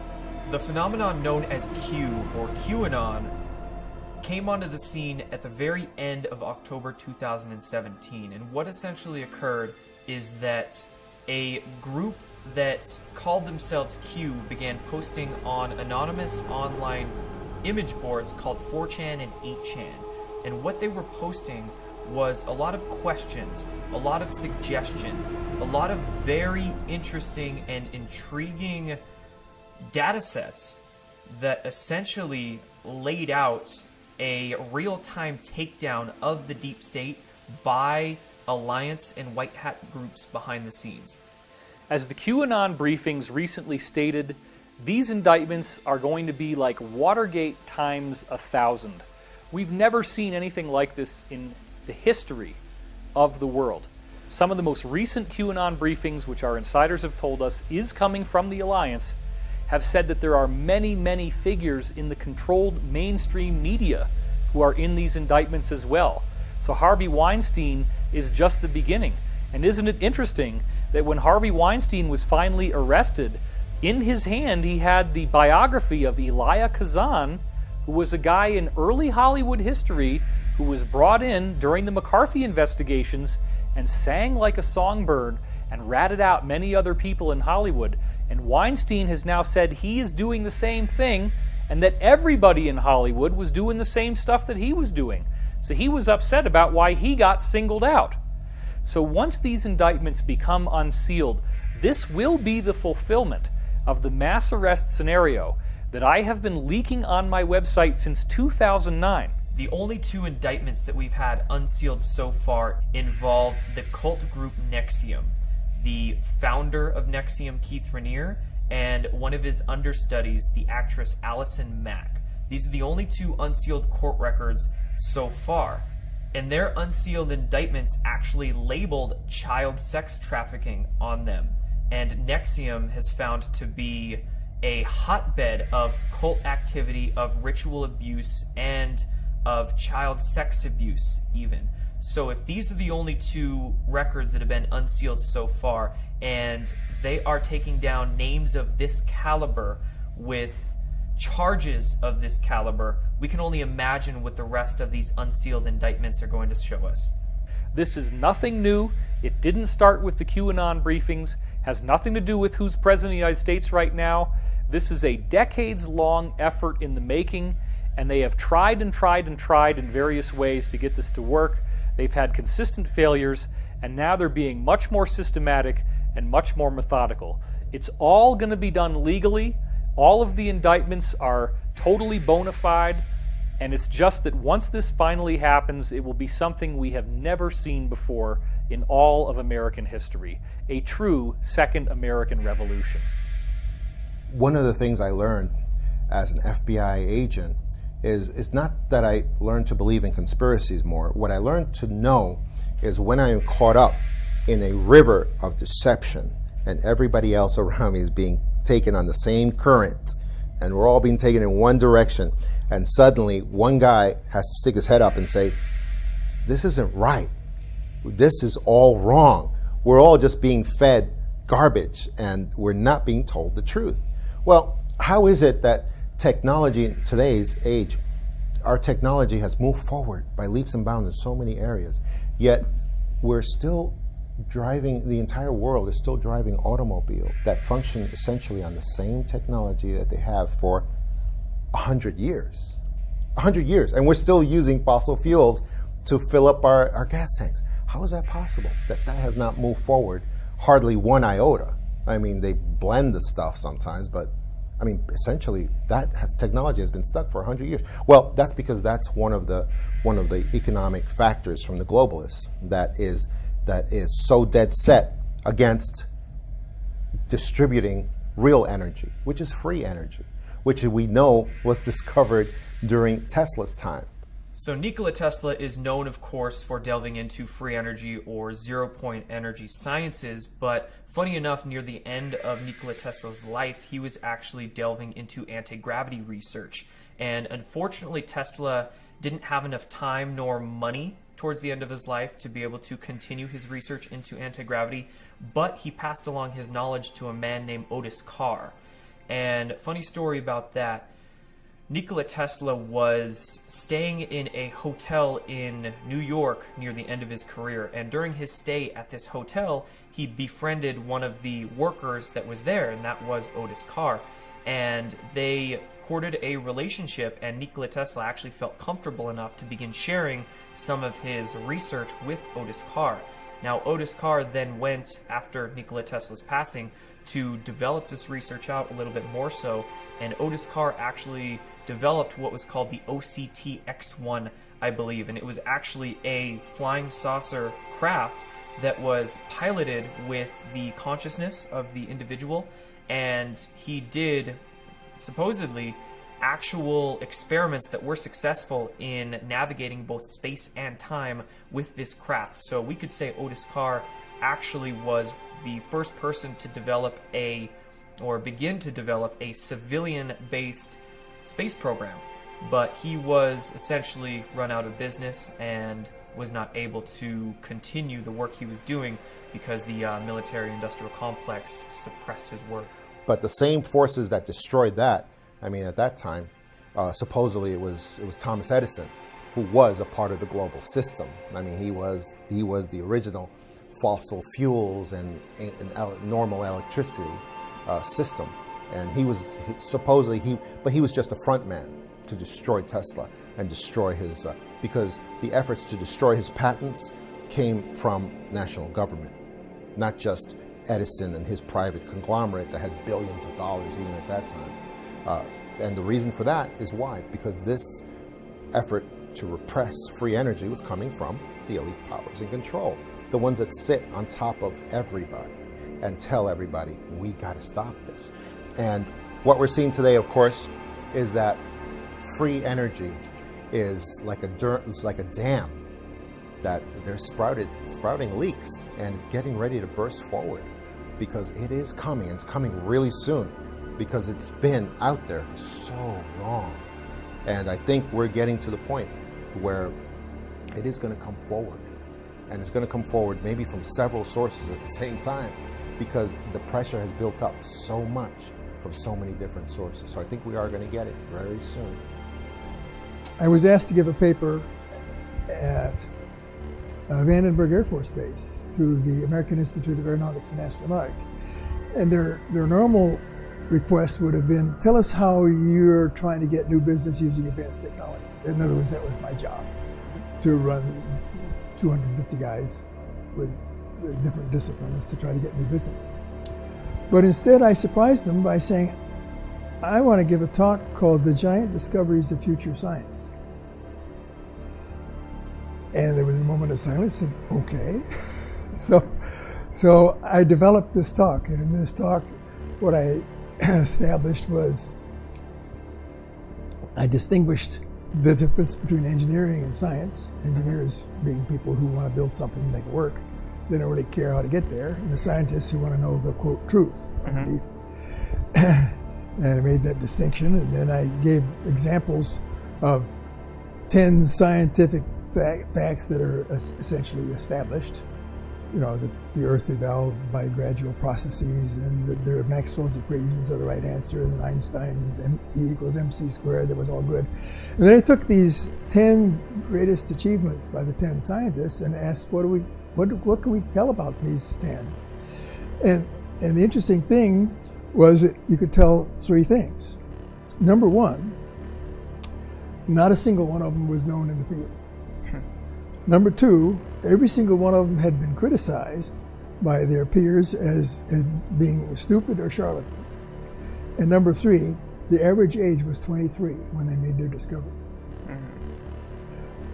So I took that thought and wrote down a list of what I thought were the 12 greatest discoveries of the future that we had to attack. And the first one was how the UFOs work. The second was time travel. Well, not time travel was towards the end, but the processes of the brain and the mind, psychic discoveries, psychokinesis, that sort of thing, and a bunch of those things were on the list. And the amazing thing is that today, in 2017, I am satisfied that my list that I said would maybe, and I gave a probability of discovering these things, 20 years from now, my list was essentially already discovered, every single one, including time travel, at the time that I gave this paper. My engine's complete. I rebuilt it.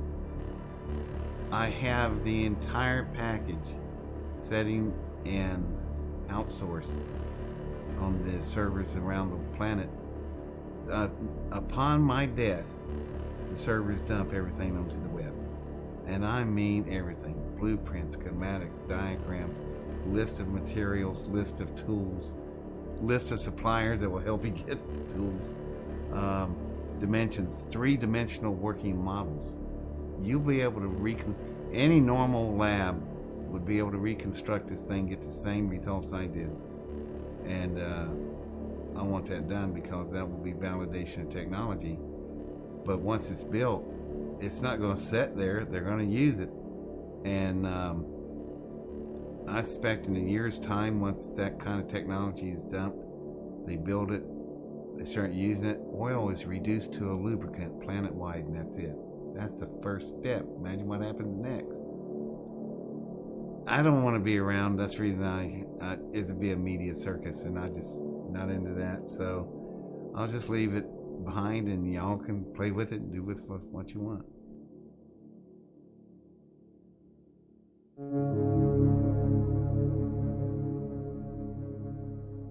So how do we hear all of this information and not feel disempowered? How does it not feel hopeless? Well, I look back when I start to feel hopeless to the reports of legitimate ET contacts that have occurred in the 40s, 50s, and 60s. In all of those reports, the ETs asked 2 things: grow spiritually or expand your consciousness, and demand the release of suppressed technologies from your governments. Those are the 2 things that we can focus on. If we begin to organize and demand the release of suppressed technologies, they will have no choice. If we focus inwardly on whatever our religion is, becoming the best human being that we can, and expanding our consciousness beyond our comfortable belief systems, when we do those 2 things, we are going to gain the freedom that we desire. I started realizing that the cabal or the Illuminati or whatever you want to call them, they keep us fighting with each other intentionally because they know that the potential in our unified consciousness, should we ever come together and stop fighting with each other, is extremely powerful. And they have been using that energy against us, like farming and managing our consciousness in such a way that we spin out a version of reality from the thoughts they program into us that makes the Matrix, just like in the Matrix films. And so we have made the Matrix that's our prison. We made it from our consciousness and our thought that's been managed, farmed, programmed, and controlled. And if that's true, then we have the power within ourselves to come together and stop fighting with each other and remake the world. And emotion is key. We're not taught anything about how to deal with our emotions in this world. It's like a big black hole, and we just spurt emotional energy all over the place like an out-of-control garden hose. You know, would we waste money like that in most cases? Would we waste gasoline in our car that way? No. Well, we need to look at our emotional energy the same way, because that's the big key. And we have powerful emotions as human beings, and that means a lot of emotional power. But the only way we can wield it is to come together and find our commonalities and build on those, and stop looking at our ideologies that might divide us and our beliefs that might divide us. We've got to come together. We've got to focus on the fact we're all human beings. We all have hearts and souls and conscience. And we need to look at what brings us together, and then we need to take the emotional energy of that love and connection and make that really, really powerful, and then release it intentionally in waves of consciousness, energy, and power that can remake this world and the matrix it's based on in ways that we want for ourselves, for our children, for our grandchildren, for all the animals in the environment. We can remake it just through the power of consciousness. We can get full disclosure just through the power of consciousness. But we can only wield this energy together, and we can only wield it with love for each other and the planet. We're at the early stages of this movement, and every movement, you know, whether we're talking about the civil rights movement, the abolition movement, you know, the women's rights movement, it's always, once it reaches a kind of like a critical mass, then the political changes happen. So this is a very, very compelling story. I do believe that it's time for all of us to take a stand. We cannot simply step back and allow all these things to happen. Even if we don't fully believe everything that the people in this movie and other insiders like them have been saying, it's worthy of our consideration. Can we really afford to be so ignorant as to turn our backs on this information? We don't have the time to sit around and argue about whether this information is true. The planet is dying. We have economic collapse. We have mass starvation. We have the largest mass extinction since the collapse of the dinosaurs. Our ecosphere is collapsing. We see the lack of water. We see ever-increasing global temperatures, and no one really is doing anything about it. The entrenched power structure stays the way it is. We're still burning fossil fuels. We're still not getting access to these amazing technologies. If we do get full disclosure, now the dam breaks. Now we're in a totally new reality, which very well could be the golden age that was promised to us in so many different ancient teachings and traditions. I do believe that in our lifetimes we will see the full disclosure of the so-called forbidden technology. We will become a truly galactic civilization, and we will do this with the cooperation of people in the military, people in the intelligence community, people who were working for the cabal and have decided to break away from all that, become insiders, and be the change that we want to see in the world. This film is an embodiment of that global movement. This film is the red pill that wakes you up to what's really going on in the world. They do not have the staff to fight us. The cabal is losing. We are on the winning side of history. We are moving forward step by step, and at some point this is all going to break open. So when we raise consciousness, when we come together as a group, when we create this initiative, when we define what we want, by having that be our state of mind, we are literally transforming this planet into the golden oasis that it was always supposed to be, and the breathtaking future that we have been hearing about from so many ancient traditions. Whether you want to call it ascension, the golden age, whatever it is, I do believe it's possible, and it is up to us to co-create this amazing reality. Power in defense of freedom is greater than power in behalf of tyranny and oppression, because power, real power, comes from our convictions, which produce uncompromising action. Every daring attempt to make a great change in existing conditions, every lofty vision of new possibilities for the human race has been labeled utopia. Like it or not, everything is changing.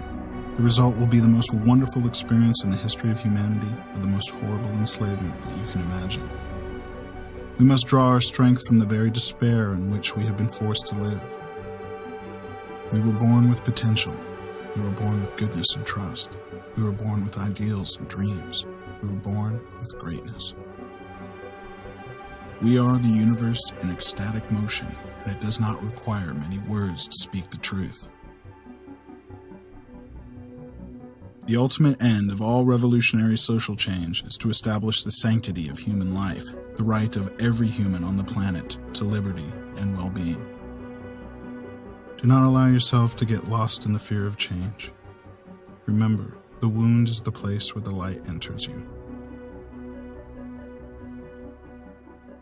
We are here to laugh at the odds and live our lives so well that death will tremble to take us.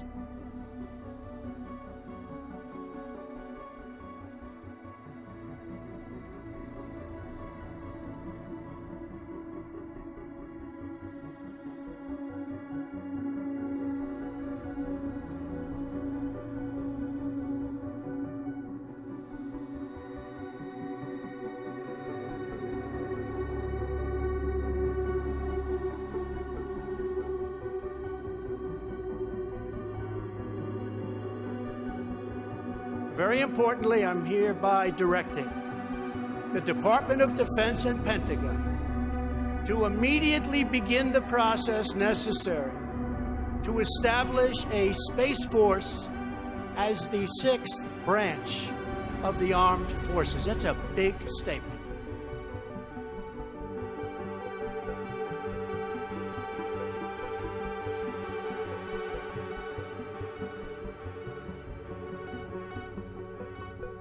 If you are willing to come forward with information regarding suppressed technologies, you can do so anonymously through secretspaceprogram.com. We have end-to-end encrypted communication options available and a Tor site that supports dead drops of any file types.